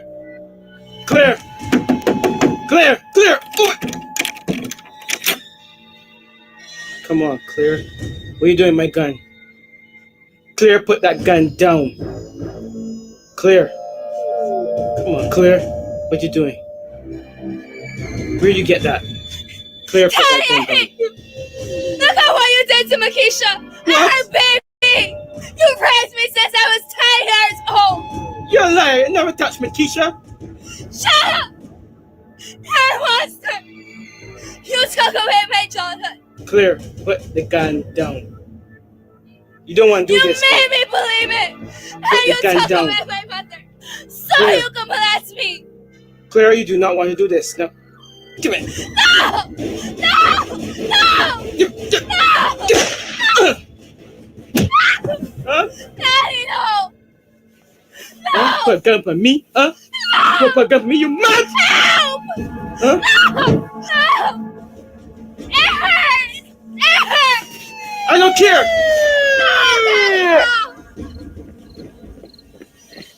No! Police! Police!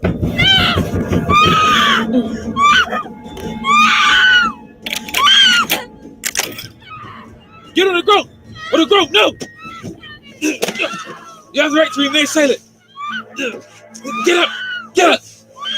Get up, man! Come on, get up!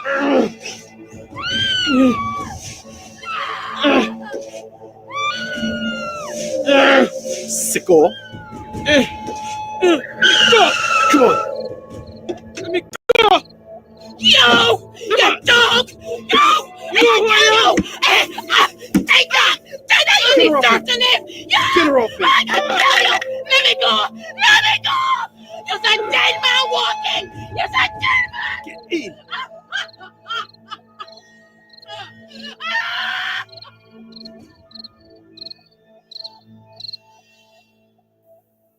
You all right? Okay. At least you're safe now. And he can't hurt you anymore. You're here. It's a good thing we got there when we did. But you're safe now. All right? Both you and your sister are enrolled in a program for sexually abused victims. Thank you, ma'am, for everything. And young lady, suppose you had killed him. He would make you suffer twice. First, as a victim. Then, as a murderer. You'd have to just suffer the shame and guilt and pain, trauma of being a murderer. Don't take that onto your own hands, okay? Let me see.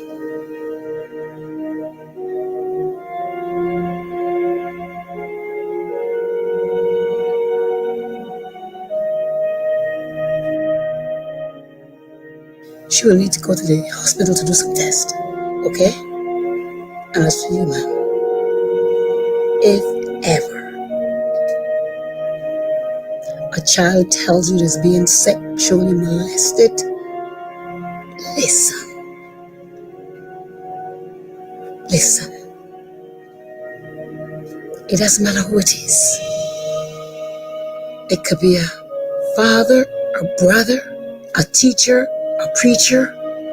It doesn't matter. We're here to protect them. We are here to protect them.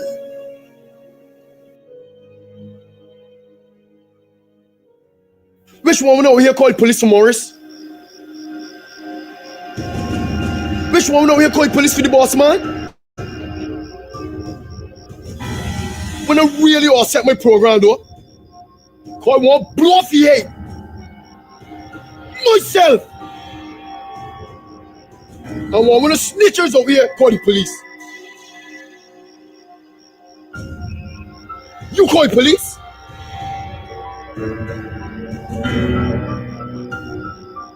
You call the police?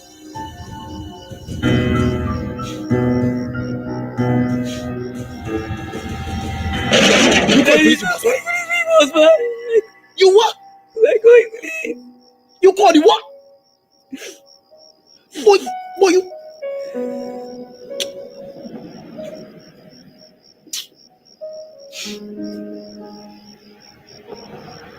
Boy, son. What you call police? I tell you not to put the police in this. But that is all I look out for you. I don't want to get killed or to get you. Oh, you stop each other. Why you stop the guns, man? Why you stop? Why you stop?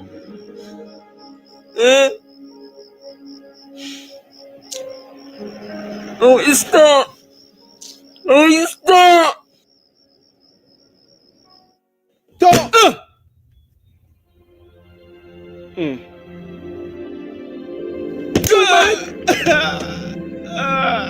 You little rubbish. Maurice Campbell, the officer asked you a question.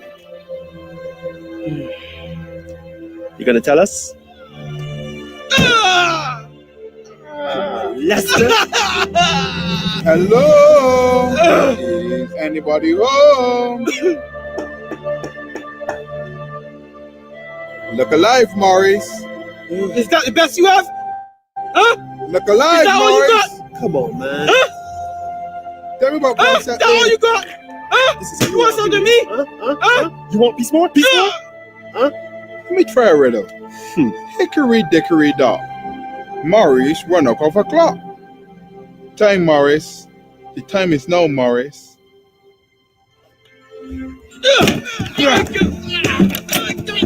Get back down there, man.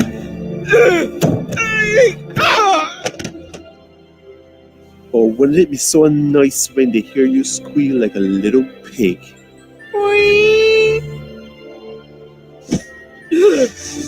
Come on, you pervert.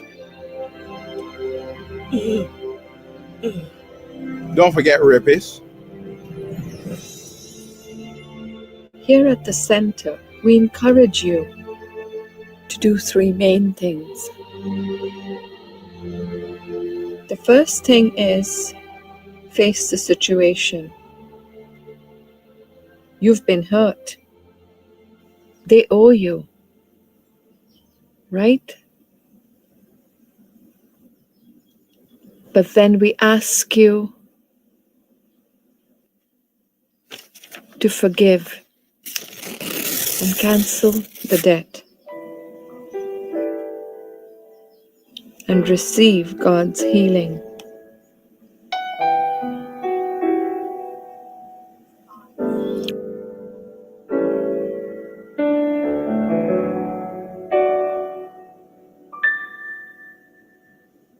Right now, the presence of the Lord is in this place.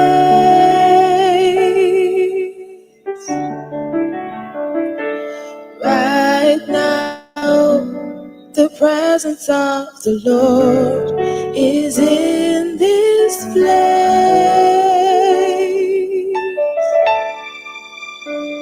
For He will heal the broken-hearted.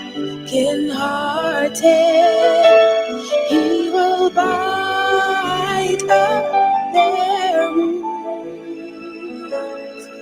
The healing cleansing fire of the Lord is in this place.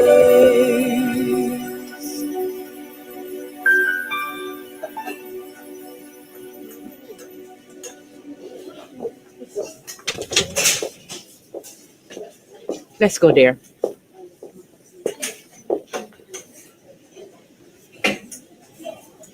I knew this would happen. Just give her time. You're doing the right thing, Troy.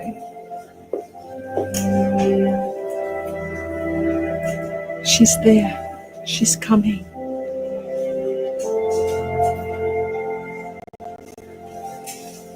Hey. Hey. You want to hold it?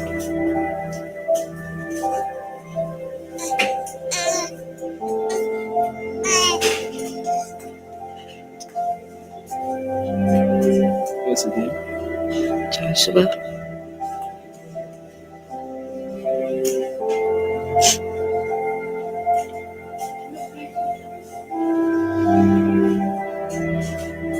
He's Thank you.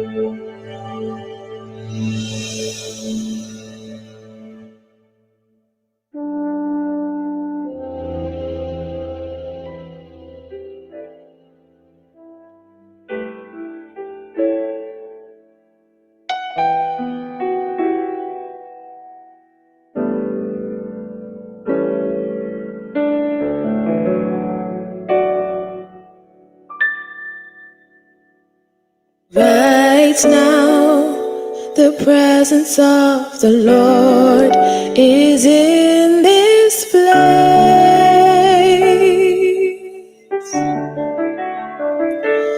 Right now, the presence of the Lord is in this place.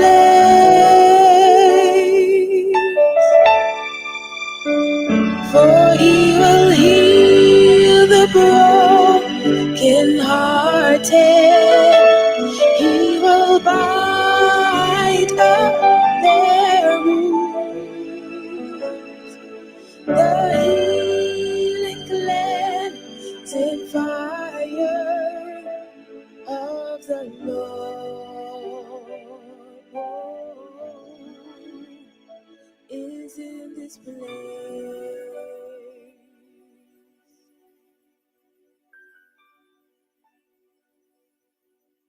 Right now, the presence of the Lord is in this place.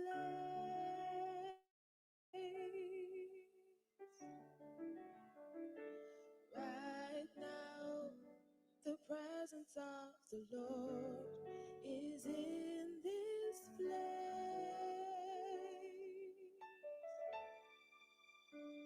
For he will heal the broken-hearted. He will bind up their wounds. The healing cleansing fire of the Lord is in this place.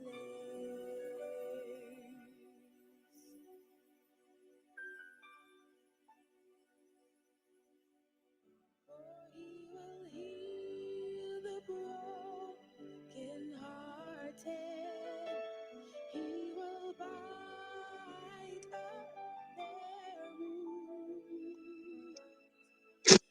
Healing cleansing fire of the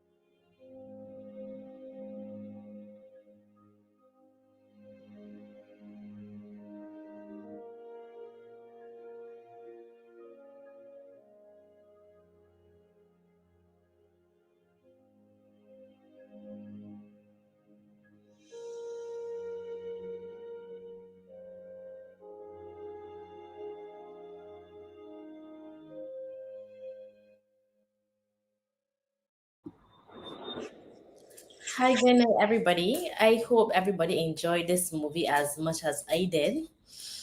I just want to say thank you very much for Janine for starting because I ran a little bit late at work tonight. But I am glad that we were really able to watch this movie so we could dive into the conversation while it was going on. I actually saw a lot of comments talking about how people felt while the movie was going on. And it's very interesting that even though this movie is older, a lot of these things currently that were happening in that movie are currently happening right now. And I know we might not be hearing a lot about it, but it is happening. And we need people to be reporting, we need people to be discussing it. And by showing a movie like this, we can now bring the conversation right to the viewers. So, Janine, how was it for you? Well, I'm very glad that I got to watch this movie again. I just want to remind the public again that this was Hush 2. It's actually a trilogy of 3 movies. And this one, it was written by MARCIA Weekes, a step-by-step production, also with Dave Weeks as well. This movie was shot in Barbados for the wider world, and it highlights many ills, as you guys would have seen tonight, of society, including drugs, sexual abuse, the love of money, teenage pregnancy. The movie has broken a lot of records. As I said, it would have shown for a successful 8 weeks in Barbados at the time. And it changed the local film industry in Barbados. I can remember, this is Hush. Hush 1 was really good as well. Hush 2, you guys got to see tonight. And there is also a Hush 3. I'm not sure if hopefully you guys will get to see those as well on here. They're also located online to purchase as well. But I just want to say big up to Marcia and big up to Dave and the whole step-by-step production team. I saw a comment earlier saying who needs movies of Hollywood when you can have movies like this. I think that this was a great production. And I'm glad that we are able to discuss. We have so many topics that we can discuss from this tonight. I think as we go through the comments, we can continue to see what kind of conversation persons we're having.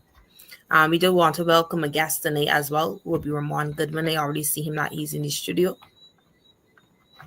Yeah, I think he was having some technical difficulties, so he's going to go. Okay.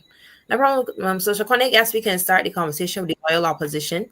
We are also going to have Daryl on tonight. He's here already. So let's welcome Daryl once to the MARCIA Weekes show. Did you get to watch the movie?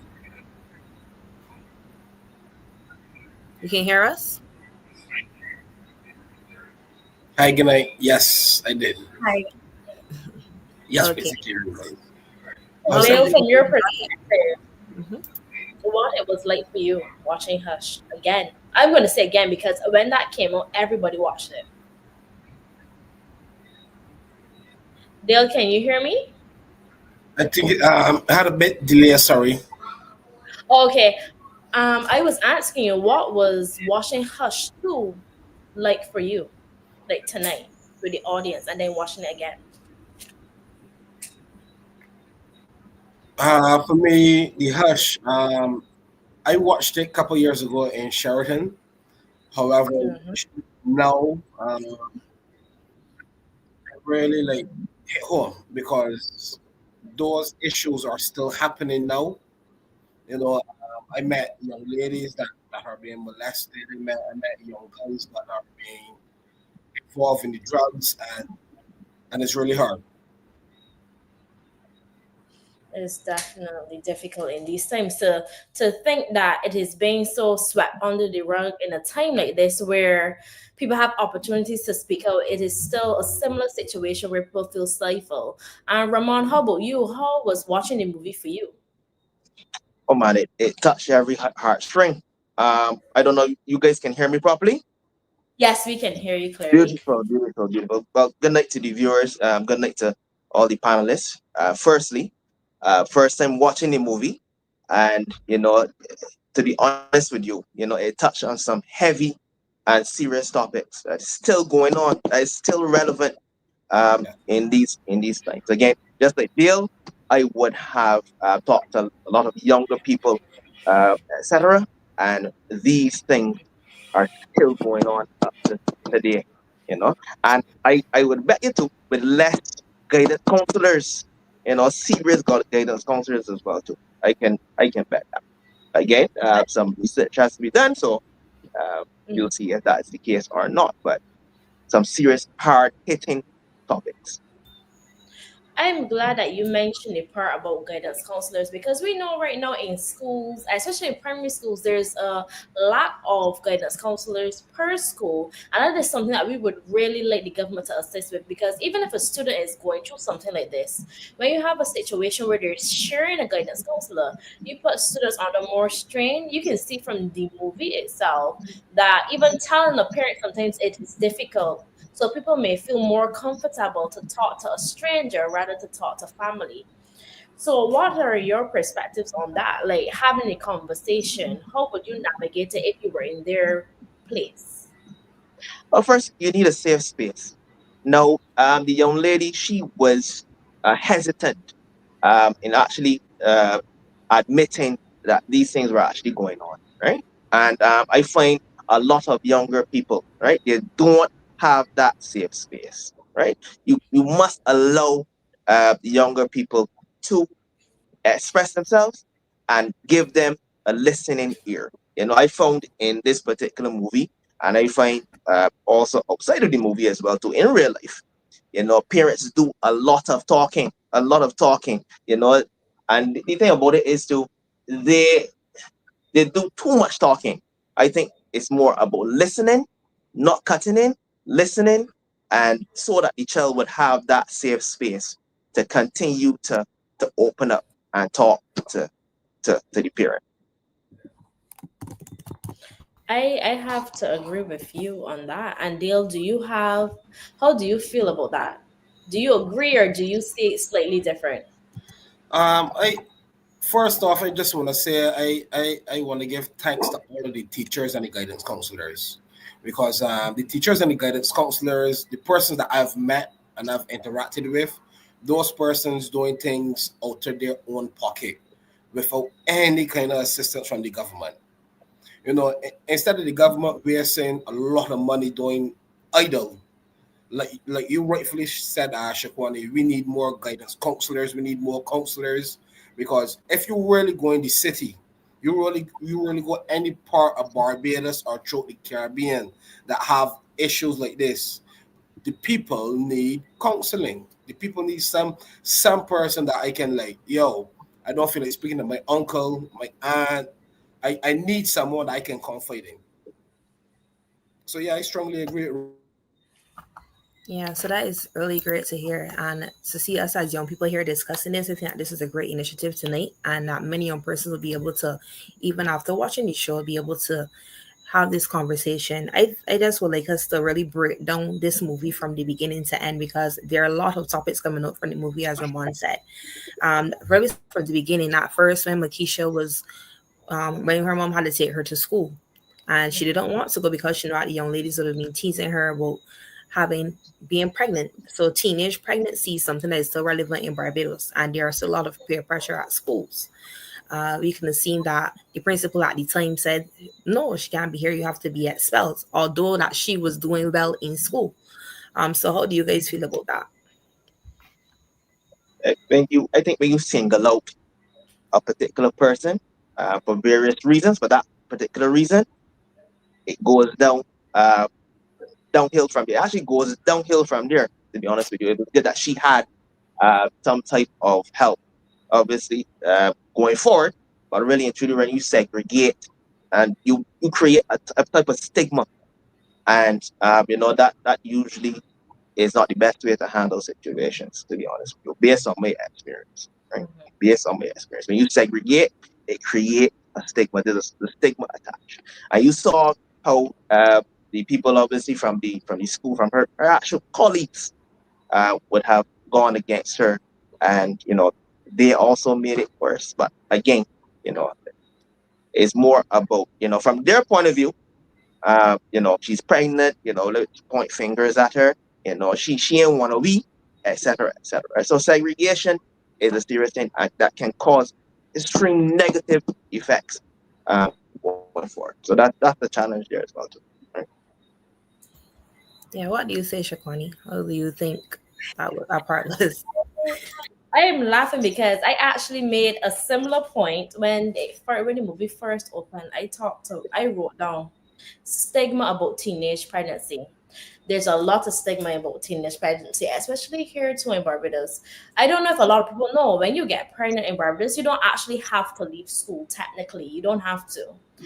I remember during my time when I was at secondary school, there was a young lady at another school and she went to school pregnant. She went full term and she completed her CSCs. I know everybody's not in that position or they may not have the support to do something like that, but it's not mandatory to leave school. But I will say it's more difficult. I don't know how a person would navigate doing that in this time with social media, cell phones, that's being able to take pictures, post scenes of you. It would be a lot harder in these times, but it's not impossible.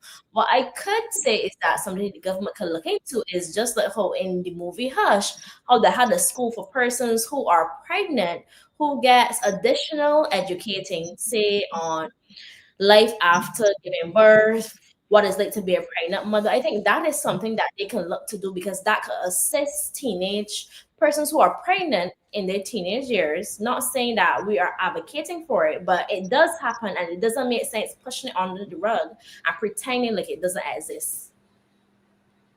Dale, what is your opinion on the stigma about teenage pregnancy? How do you think we should navigate something like that?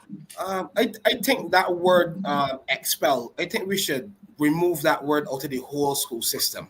Because expelling a young female because she's pregnant or expelling a young boy because he's a trouble tree, where are you going to put those young people? You're putting those young people in the streets to create more havoc, point blank period.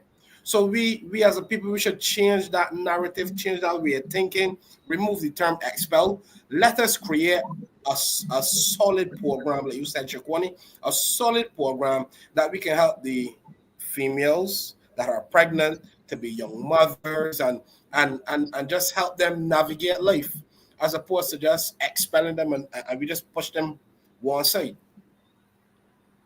I totally agree. Yeah, go ahead, Shakani. Go ahead. I was just gonna say I saw this comment here saying that in Jamaica there's a special school for pregnant girls, and I'm glad that that person mentioned it because Jamaica is not the only Caribbean country that has a schools for pregnant teenagers.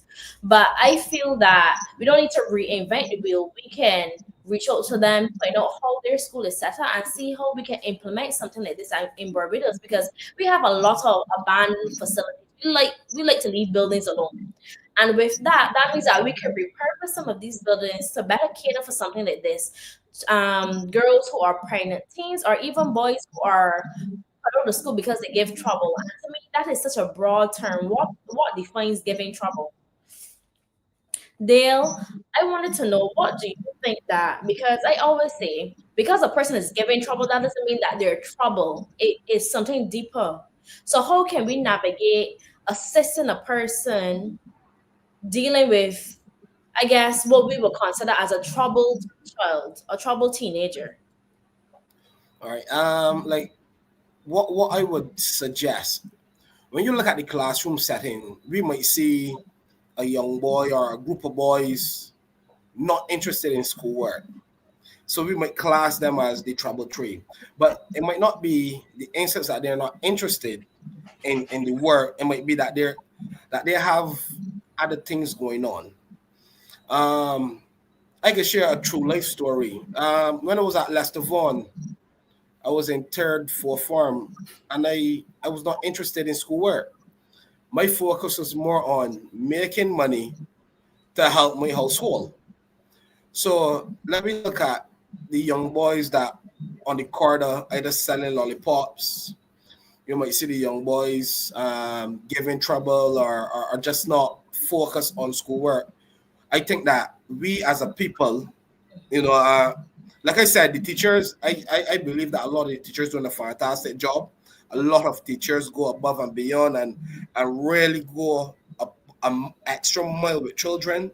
However, I think that the government need to come in now and put more funding into the schools to help the teachers, to help the system, because just pushing the young people one side, the peace program is doing it, ain't helping. It's not enough. It's not enough. I think the teachers need more to work with. I agree, because when you see that, not that parents should not contribute to their children's well-being, but you see that simple things like paper and stuff, parents have to also donate. Besides from buying those expensive books, and still have to provide school clothes and everything for the children, and maybe even have to provide lunch sometimes because some children don't eat certain things, and then you have this whole nutrition policy and stuff. And things, I mean, let me be real. Things in the supermarket are very expensive. So the government I do agree with you, deal that they do need to put some more funding into the schools and to assist parents as a whole and to assist these children, because teachers are even pulling money from their pockets and they also have a family as well. But I'm glad that you would have brought up those points. As we dive more further into the movie, we can see, as you said, Makisha is doing well in school. You see that Troy was able to get a job and he was able to admit to his mom that he was having a baby, but then he got some peer pressure there from Craig to come and sell some drugs because the supermarket wasn't bringing enough money for him. I just want to say to every young person out there, every job that you go to and you're making an honest dollar, do that. Don't anybody make you feel less than a person because you don't have a particular job at a particular time. What is for you would be for you. But how you guys feel about that part? Yeah, I agree. But let me just delve back, obviously, in relation to the school system and so forth. Math, English, fantastic.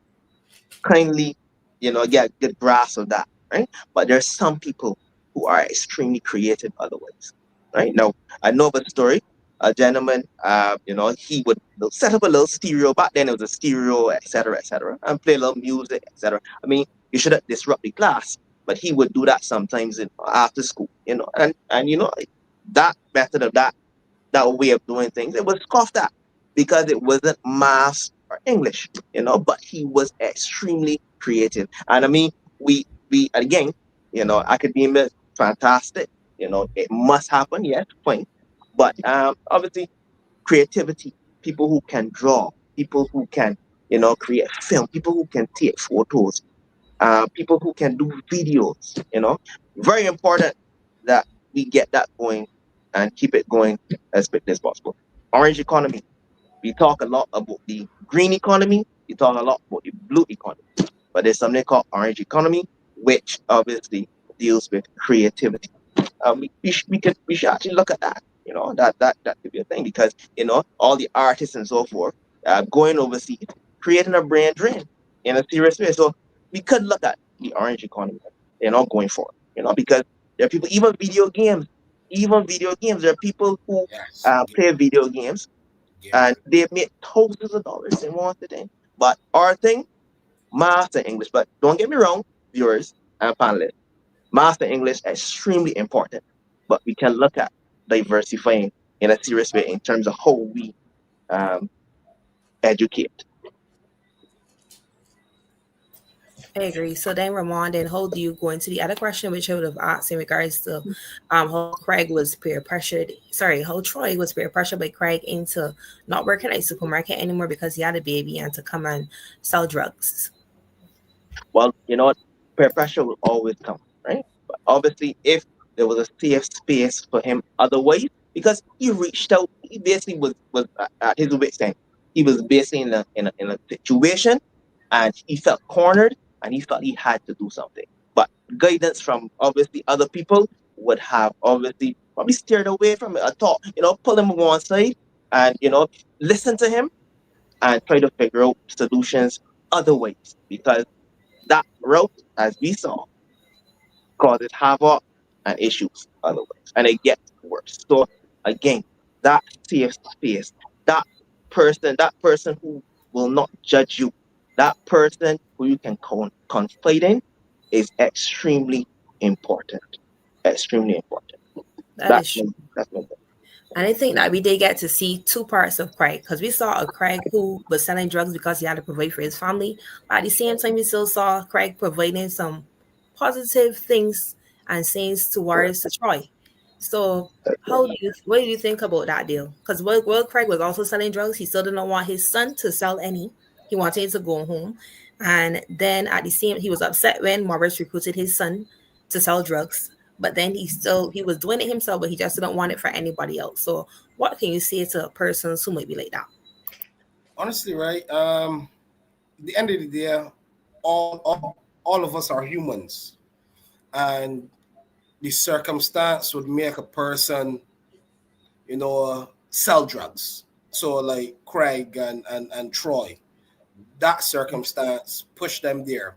So really and truly, they know within their self, well, this is not the right way of life, or the right way to live. However, Troy or Craig might not have CXCs. They might not be able to put together a CV. They might not be able to, deliver their self in the interview. So again, when we push these young boys out of school at 14 or 15, we then go put them in the street amongst the bigger sharks. So what you think gonna happen? I have on 2, 3 gold chains. My wrist look good. My children living good. My pocket full of money. The school system don't want the young boy. The school system ain't want me because I'm out of school. My parents ain't looking at me. Ain't nobody looking at me. The only body that would actually give me an opportunity to make money is the boss. So realistically, the boss at that point in time could be the idol. So peer pressure, honestly, like if we as a people, not even we as a people, if the government would just take some money and really invest into the youth. Because, example, athletes in Barbados suffering, they can't get no further because the government ain't putting the money there. Let the government put some money into the educational program. Help, as opposed to just kicking out the young people and then blaming the man on the block. You said some very interesting points there, and they are actually listening. I can take some solutions from what you're saying. But Shaquani, as we continue to dive in, we saw Makisha there, although that she was pregnant and she used to live a different life before she got pregnant, as Tanya was saying when it was her birthday in the yellow. Now you see a Makisha giving some advice to her sister Claire as well, the same way that Craig was giving some positive advice to Troy, although he was living the kind of life that he was living. So what do you say to things like that? What I would say to things like that, if you've lived something, I know it might be hard something to share your story, but share your story may help the next person. It may help them make a decision between life or death, or something that could impact them negatively going forward in the future. We need to realize that sometimes hoarding things inside does not help you get over it, or help a person from going through that same as that situation. We have a lot of people in life in Barbados who have experienced a lot of things like this, and we only hear about it when we mention it. So I feel like sometimes if you're a little bit more open, I know we're always afraid that a person will misuse this information, but we have to start owning who we are and the things that we went through, because that helped us develop to be who we are today. And by doing that, you can help another person. There are a lot of organizations out there that help women who have been battered, young males struggling to get through life. There are a lot of people out there looking for hands to help. And if you know something or know somebody who wants to be a part, just say something, because movies like Hush open your eyes to what is usually just pushed on the rug, or sometimes we see pop up in the paper every now and again. So it's not that it isn't happening, it is happening. It's just that we are not really having a conversation about it. Because just following off from Shaquani as well too, right? You would have a greater impact on someone in terms of motivating them, right?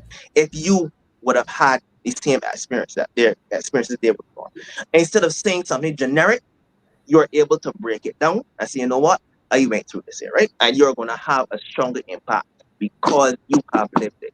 Instead of you just saying, everything gonna be all right, something generic.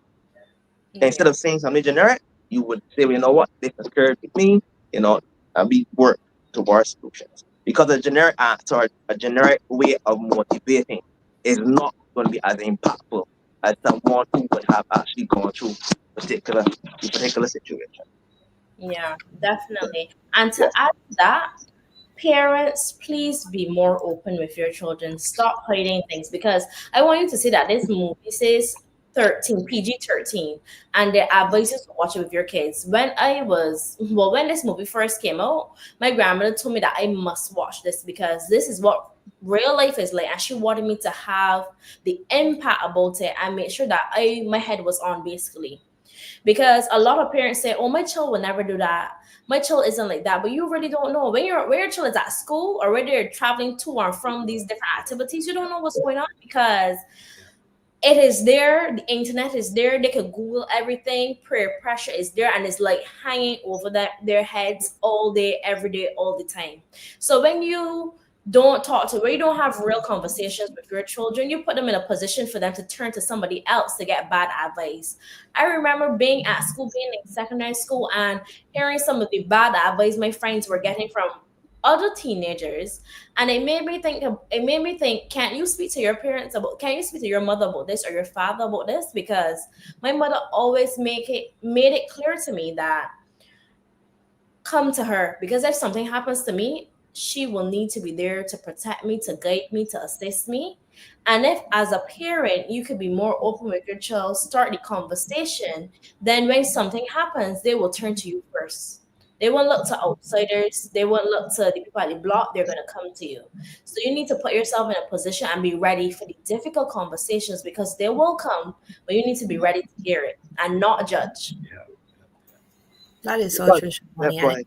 persons could listen to you and be able to see, and as even as Dale and Ramon would state it, yes, people do make mistakes, but you can also learn from your mistakes and be able to move forward in a good light. Look at this comment here from Sharon in this. So she was saying that she don't know if it still happens in the church, but persons were told that they had to sit back in church. So I guess that she's talking about the fact where Lakeisha was then pregnant, and then we see the lady saying you have to come out to the church and stuff. That scene, maybe that's the scene that she's talking about. Yeah. Unfortunately, I know that happened to someone in church. And this is the place where you would still go for solitude. I still like the fact that you would have seen the pastor and the prayer group was still praying with Makisha's mom for her and stuff like that. I think we need more of that. If some persons do something wrong, just have a side talk with them. Don't be making them shame in the church like the person did, like the lady did. She was the pearly in the area, as you can see. That's exactly what came to my mind when they saw me. Birdie. Yeah. Because I could tell Sharon Innes was peeping. Because I was just going to mention the fact that the lady sought refuge in the church, thinking, everyone would pray for her. Everyone would, obviously acknowledge she would have done something wrong, but still pray, But I know of cases where you had to sit in the back of the church. Also, if you were a member who would partake or participate in service or be preach or anything like that, that's it for you. You have to step down from that particular post. So that's a real thing, Sharon. No doubt about it. How do you feel about that? Honestly, right? When I came out of the youth service, I was 16, and I started church, and I would not say the church name, but I started church, and I was so excited, that here I am having the opportunity to serve God. The pastor came, and the pastor said, well, I see that you're doing good. I want you to come and sing at service. I was so excited. At that time I was doing hip hop, but it was gospel. Because the guy, the Christian artist, Jose Hines. At that time I used to look up to Jose music. So I was writing my music. The pastor gave me the opportunity, and one of the brothers that was in charge of the choir came at rehearsals and told me, yo, my man no got there saying no foolishness, One of the young people and at that time I was like, yo, this ain't for me. I don't think this is church. I don't think church should be like this. At 16 years old, I say, man, look, done with that, done with church, right? Done with that. So that happens, and we can't, when we push away the young people, what are we pushing them to or towards? As opposed to judging the young people, I think we should move like Christ-minded. Christ-minded meaning we should forgive, approach the situation from a Christ-minded perspective, that we approach it from a loving standpoint and try to understand that person's situation and then try to help accordingly. As opposed to going, man, one of young people is do bare foolishness and blah blah blah. No, don't push the young people aside. Give us that voice, give us that opportunity, and I think that we as the older people, we should be Christ-minded and approach it from a loving standpoint. I agree with you, Dale. And this person here is saying that the priest or the pastor is supposed to cut over your head at communion, you have to take a back seat. I believe if some person do something wrong, maybe they should take the front seat, because you should be there to want to guide them more and to encourage them more. To me, if you take the back seat, you're encouraging the person to stay at the back of the church and I'm closer to the door to walk out the church. I like you. I like a Christian music as well, but I like music that is very encouraging. I don't want to be boring when I have to serve God. If you could go to a party and enjoy yourself, when you're serving God, you're supposed to be able to be the same way. I mean, back in my time, I had Papa San, DJ Nicholas. Nowadays, it's Samuel Metis, or Maverick City, where the music is exciting. And I think that if you want to sing a song in that kind of way, to me, we are young. We want to listen to music, if it's church music that is exciting, and we should be able to do that. I think that this conversation is going very well, and I really like it for you guys. I see some comments here as well where they're saying a person was talking about wanting the father's head. So I think we could dive into where I think it's Angie was not listening to Claire when she was telling her that her father was molesting her. So you want to go check? Yeah, Go ahead. that came up. I wrote down start by believing, because that's actually a website where you can get trained for something like this, to recognize signs for domestic violence and stuff like that, or people being abused. And the reason I am saying it is because when you start by believing, you believe your child, your significant other, your sister, your brother. Start by believing first. Assume that they're telling the truth, because that makes the process a whole lot easier. If in the end you find out that it is a lie, don't be harsh. Explain to them why telling a lie on something so serious will negatively impact them in the future. But you have to start by believing. If you don't, you will find that that child will act out, turn away from you, or even put themselves in more dangerous and risky behavior, because they'll be like, my own mother don't believe me, my family don't believe me. And sometimes, as we're seeing in the paper a lot more, a lot of these people are hitting close to home, like it's their relatives, their families, the cousins, the brothers. And when you look at it, it's like, how do you navigate telling your mother that a potential uncle or brother is attacking you or treating you in a manner that they shouldn't be? And then when you tell your parent, you finally build the courage to tell them or have the conversation. They're telling you, why are you lying on this person? We need to start by believing. It is difficult, it is hard, but sometimes the truth is hard, and we need to navigate being strong and resilient. You cannot please everybody when you're protecting your children and the children underneath you.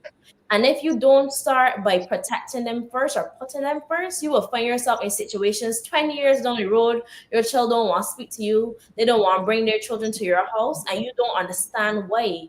But they have built up a resistance against you, trying to protect their children from what they went through. So it's basically like stopping the cycle. And to do that, we definitely need to start by believing what the victim is saying, and then saying victim, because we always do this victim blaming thing, like, what was she wearing, what was he wearing? And if we take off that stigma, we can better navigate going through this whole process. I totally agree with you. And as you were saying, that persons could even harm themselves. We did see a new picture where Claire was cutting herself. She was bringing up vomit, doing all sorts of things because of the hurt that her father was giving to her. And Angie wouldn't listen. Angie was just interested in getting the money from the father, as she told, as she told, Yeah, she was as she, she as she was she was told she was Makisha's mom. blinded and deafened by the dollar signs for sure. Correct. And Yeah, for sure. clearly, we learned a lesson that we cannot let money blind us. Yeah, But boy. on that cutting point, I want you to know when this movie came out, back then when I went to school, we had I want to say an outbreak of people cutting themselves. Yeah. We had at least 2 or 3 counselors had to come into the school, and parents were there at rampage because so many students were cutting themselves at home, at school. Even now, when you look at those people as adults, you see all the marks of their hands or on the thighs. So what I would say as a parent, you need to be observant. You can't just be getting razor marks randomly like that. And what I found the school did, they had counseling sessions with the students, and then they involved the students and the parents to navigate going through the whole process. And I was glad that at that time the school was able to step in and do something about the matter before it get more out of hand. But thinking back to now, we need to do more. We need to be more involved and make sure we get ahead of the curveball because things are happening to these children, things are happening to people, and we're not doing enough. Well, the cutting thing, people do it to feel something when experiencing numbness. That's the one of the reasons they do it, to distract from depression and anxiety. Now, I just want to let the panel know and the viewers that I still think that mental health in Barbados is taboo. Taboo in a serious, serious way. And until we acknowledge that mental health is a factor, or someone can be going through something mentally, we are not going to solve the challenges for sure. That I can tell you that we're not. Your parents will say, "Man, what you got to be upset about? What you got to be upset about? Huh? This and that, the third and the fourth, and this and that. What you got to be upset about? When it was you age, this happened, that happened, and everybody's mad. For the older people, everybody's mad. So mental health is a real thing. It's a real thing. And until we acknowledge that, we ain't gonna move forward. We ain't gonna do that. That is so true, Ramon. I mean, the other day when the song came out, with the girl that's saying I've been drinking more alcohol for the past 5 days, I think that song was so big. Persons were actually singing that all the time. So you can and people only sing what they're going through something and understand the lyrics. So I think that is something that we need to look into more as a country, because it doesn't need to be politically. We could see that everybody needs help in this regard. You don't know what anybody's going through. You see some person walking on the road and they're smiling, but you don't know what that person is going through. So let's try to be kind to people. If you don't have to be harsh if you don't need to be, because you never know what someone is going through. As we move into the movie, we can also see where drugs led to violence. The day where Craig's son was recruited and he lost the money for the drugs. This is something that is serious. We have seen so many murders throughout this year. We are at 49 now, I think. Yeah. And this is something that is serious. So although this movie was made a long time ago, we see that it's relevant. Very real. Yeah, do you have anything to say on that? Well, that's dollar signs. You're losing dollar signs there for the big man. So when that happens, there's a debt to be paid. Don't owe that, right? Heard about it a lot. Especially when narcotics are seized as well too. You can see a string of murders following that. So it is a real thing. I mean, the whole movie was real. Don't owe that. There's nothing in the movie that I haven't heard about. No one has never come to me and tell me, well, this is the situation, this happened, that happened. So the movie real, the situations are extremely real. So after the drugs are seized, or someone is locked up, etc., you would then see a string of activity, criminal activity after that. Okay? And it's well known in the streets as well too. Yeah. Correct. But what I would like persons to take away from this movie, though, is to don't judge. Because we could have seen in the movie where Craig was doing drugs. Then his son JJ was recruited. But look, we had his son, young Peter, who was not interested in that. He wanted his father to stop. He went to the police because he didn't want his dad to get into any trouble or anything like that. So we in Barbados, we have a real tendency to put stigma on people because you see some person's father, their sister, a friend doing something, you automatically think that this person is going to walk on that road. I think that is something that also needs to be put on the back foot. What do you guys have to say about that? I honestly totally agree with you, Janine. What is interesting to me is that when we see or when we hear young women saying, "Well, I was molested" or whatever the sort, it's usually from a place of lack, because those people come from poverty places, and the mothers, the fathers, this whomever that is head of the household know about XYZ raping XYZ, but all of the bills being paid.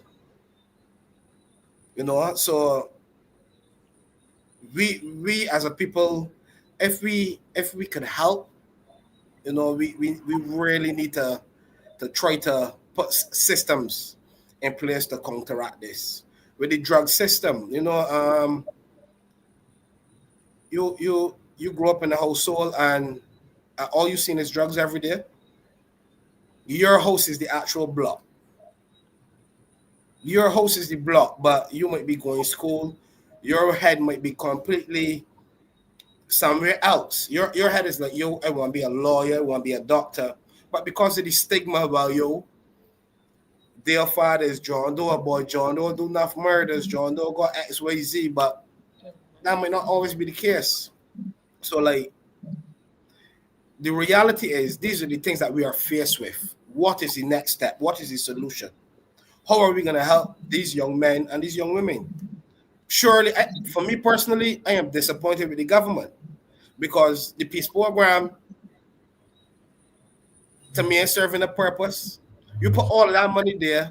You could have put the money in renovating the schools before back to school. We was out for 2 whole months, and I see a school get properly painted. Nothing of this sort. Well, Granley, other students still home, and I don't know how you navigating almost a whole semester being home. And if we're gonna take away something from this movie, we're gonna take away that sometimes when the children are home with these family members, when things are happening, the people who are supposed to be keeping them safe. Correct. So imagine almost a whole semester, and these students home this whole semester, but nobody can get updated, nobody can get informed, and that is something we really need to get behind the government on. You see, childcare board, there's no way how you call them to notify them that somebody's being molested, somebody's being injured, a child is being put in danger, and the response is so slow. Because from the time I think that somebody reports, the first thing you should do is try to remove the child from the home and then start to investigate. Because if you do an investigation, we know how things in Barbados work. It takes long. Sometimes people report 2 and 3 times, and then the child is still there and nothing comes out of it. I know from in the communities, there's so many young people who are currently home between 13 to 16. And the residents asked me, why nobody from the government ain't looking for the students? Where they home? And you know what I did? I asked a person who works in the government, works in that area, a social worker. And she said, what happens is that if the school don't report that the children are attending school, they can't follow up. They come and check every 6 weeks. But in between those sessions, if nobody ever reports that they're not going to school, they don't know that they're not attending. They don't know what is happening. So we need to put more emphasis on following up, because how a child could be home for 2 years? Because when I was in the community, they were telling me some of these children are home for 2 years. They don't know where they're home. How a 13-year-old and a 16-year-old? Well, I mean, you could come to school at 16. But the reason multiple people mention it is because it cannot be a one-off situation. You imagine they're home and things so hard they're catching chickens to eat and sell. But they could be in a program, they could go skills training that is free, they could go youth service. There's so many opportunities. But when you just send them home and you leave them there, you don't let anybody know they're there, they're just getting into trouble. And that's how we are creating the cycle. We're a part of the problem, you know. And if this government does not get their head on and recognize that they are making the situation way worse by not filing these things, not searching for these children who are just home, not at school, and having these schools not in operation, that is a major problem. This is online school thing. This is impacting this generation like nothing before. And I don't care what nobody told me. You see, during COVID, so many children did not know how to read after COVID because not being able to get that one-on-one in-person teaching was difficult. And one of the things that the government don't even study, a lot of people do not have electricity in Barbados, even though this is 2024. A lot. People do not have electricity. So how you're going to do online learning at home when they don't got electricity? Even if you give them a tablet, how they're going to charge it, how they're going to get the internet. That seems like everybody does have these basic things, but people do not. A lot of people don't. A lot of people don't. So it's impacting students when you just have school at home because they really can't benefit from it because they can't come on. In addition, just remember. Sorry, Dale. Go ahead. Go ahead, Dale. In addition to that, Shaquani, so many people that live in these poverty places. These people working at minimum wage. So these people doing cleaning, maids, housekeepers, porters, and these people have to work 10 and 15 hours. I was not going to say. Online school, or you was suspend a child for getting school late. That child is left at home. By yourself. $8.50 an hour by 40 hours is $360 a week. I want you to know some cleaners don't even get that. Some cleaners getting less than minimum wage because some of these firms, as I say again, the government not doing their job, paying these people like $6 an hour, $6.25, because nobody is keeping them accountable. So people end up working, as you said, 15 hours. So they're leaving home at 6:30 in the morning, coming back home, and it's minutes to 10. They don't even know what the child do for the day. They're not going to treat that child probably till Sunday, even, and they might be working Sunday, so they might never be saying this job. Yeah, well, I Granny Adams ain't getting through, by the way, because you gotta remember this is not me putting schools in a category of whatever the case is, but Granny Adams, a lot of these students, they're not fortunate enough to have, as you mentioned, electricity or you said laptops, right? So they're not getting through. And you mentioned that is impacting the students, right? This online thing, right? It has gotten so bad. It has gotten so bad, right? That I met a younger person, and that person's laughs, they actually laugh at this. LOL, LOL, LOL, and smile. No, it sounds stupid, but I am very, very serious. That is how they laugh in person. So it is a serious thing. It is a serious thing, no doubt about it. Right? No doubt about it. And look at the spelling as well too. Care. They do a lot short. For real, FR. They do a lot of short writing. As well. But in terms of the constant interruptions, I don't even know when a term has started or when it has ended. There's so many breaks with these and all the things in schools, and not getting the schools ready. Education is a serious thing. And I mentioned this here before. It is very difficult to reason with someone who cannot understand or articulate themselves. The first line of action they take is violence, and sometimes it's just a matter of they didn't understand or you cannot reason with them. So education is extremely important. I'm not talking about the most degrees or anything like that. I'm talking about basic communication. Basic communication. You can't reason with a guy who can't reason. There's no doubt about that. He can lash out. So, all these interruptions and so forth by the government is highly unacceptable. No doubt about it. I understand what you're saying, Ramon, and I wanted to touch base on something that you said earlier about not putting schools in the category. I think that is a part of the issue as well, because we in Barbados, we put schools in a particular category let me be real, on a day-to-day Yep. basis, when you come in, just come around, and a child pass a particular school that they don't have in their so-called high books. Oh, you pass to that school? Oh, okay. But if they pass to a school that's so-called high and a great school, but that's so good, it's so happy for you. And even parents do it, unfortunately. If a child is going to school to a particular school where it seems to be a high school, or where they're going to get the best things, the best buy, and if this particular child passes a school that is so-called not high, you can't get good things going on for them, or the parent is angry. But as I said, even to working a lot of jobs can't provide the assistance to be able to assist each child to do well in schoolwork. Sometimes some children are so stressed out.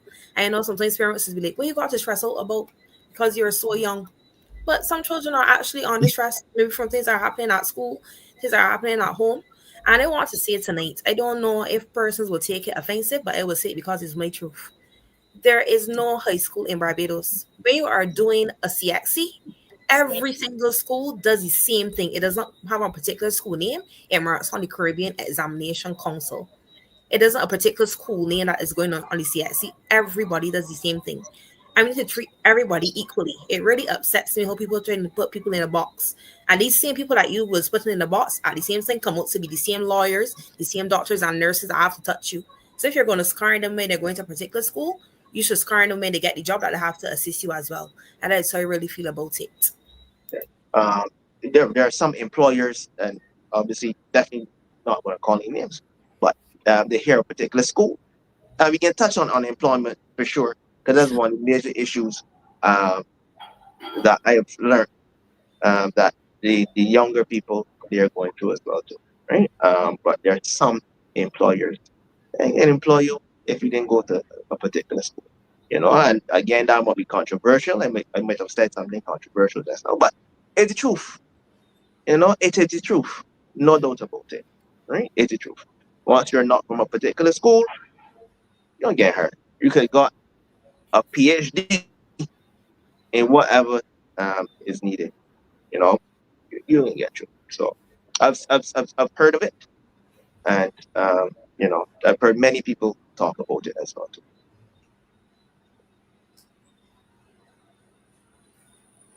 Yes, that is a fact. Deal, how do you feel about what I said? Do you disagree? Do you agree? Honestly, for me, we need to move away from the school thing because when you go and do your degree, ain't gonna say that you were at school at A, B, C, or D. You get back a degree. The degree that's have on the degree that you do. Whatever course of study you pursue, that's what you study.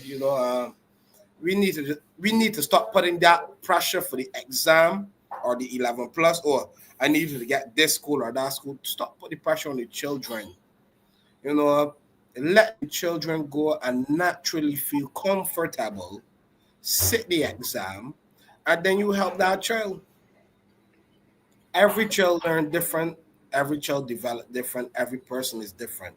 Once you just water that plant and nurture that plant could become anything that you want that plant to be. So I agree with you, Janine. School don't really make a difference for me. Is when you leave school, what are you doing? What is the next step after school? But that is, I thank you, Dale, for agreeing. And I know we are soon going to have to wrap up, but I want to thank you guys for coming on. I really had a great conversation with you. This was a great movie. It brought about a lot of dialogue, some that we did not even get to dive into. Yeah. Hopefully, Marcia could show Hush 3, and maybe you guys could go back and watch Hush 1 as well. Because it's really a storyline. It doesn't start over. It's a storyline continuation of what is happening and things that we can continue to speak about. In my wrap up, I just want to say that I really enjoyed the movie. I took a lot away from learning points again from it, although I would have watched it years ago. And to loyal opposition, I just want to thank you for having me again tonight. And I do want to wish you guys a Merry Christmas and a Happy New Year in case I don't get to speak to you guys again. No problem. Yes, anyway.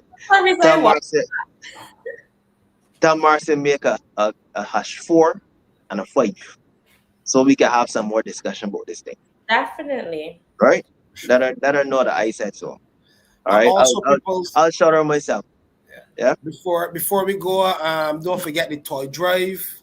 The bins are in place, all Warren. So let's say you frequent Warren's area, you can pick up a toy, drop it in the barrel, and also fill out the application form to get a chance to win the staycation. So yes, once you donate the toy, you get a chance to win a staycation for 2. Deanna Dash, Soul Addiction, House of Beauty by Lisa. We also have Pizza Man Dog on board and Millennium Tin. Collect a lot of toys, help us give back these toys. So the target is 1,500 toys. We only have 33 toys in the barrels. So people help us because Christmas morning, it will be a movie. Marcia preparing us for another movie Christmas morning. You gonna put on a Santa Claus suit? Nah, man, I lost the belly, so I can't put it on no more. Oh man, you stuff it out, No, but man. You we stuff have it a out. Santa Claus there for sure. You stuff it out. Yeah, if you want Santa Claus, I can give a heel on you off. Perfect. Right? Perfect. That's cool.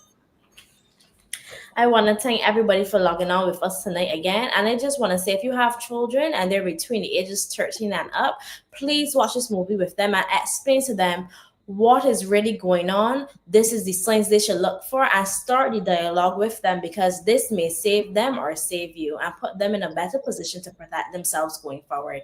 And have a good night, everybody. Good night. A pleasure to be here. Good night. Pleasure to be here with you. Good night, everyone. Good night, Lawyer Opposition. Oh, before we go, Shaquani just wanted to talk about I saw Dave put it up here, the benefit concert to help save money on the 15th. It starts at 5 p.m. and is entry by donation. So we look forward to seeing everyone there. Where is it located? Janine, I'm not seeing it. I can't see that part you saying. It is coffees. Oh, okay. I'm seeing it now. Mm-hmm. Right, guys. So it's located at Bay Street. So tell everybody, please come out, because we want to make sure that we get enough funds for her.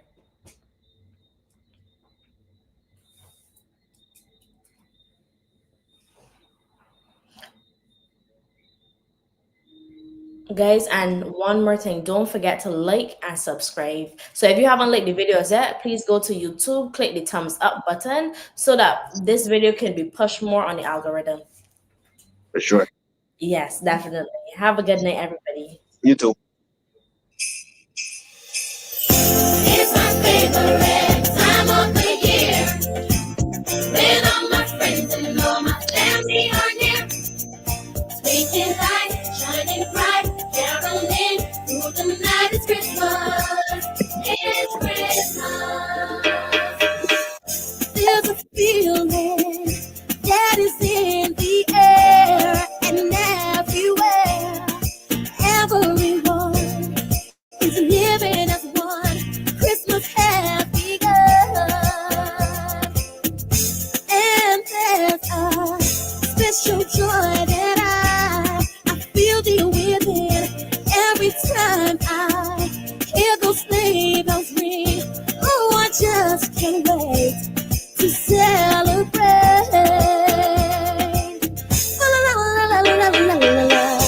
It's my favorite time of the year. Oh, it's Christmas. When all my friends and all my family are near. Speaking light, shining bright, caroling through the night. It's Christmas. It's Christmas. It's my favorite time of the year. Oh, it is Christmas. When all my friends and all my family are near. Speaking light, shining bright. Oh, yeah. Tonight it's Christmas. It's Christmas.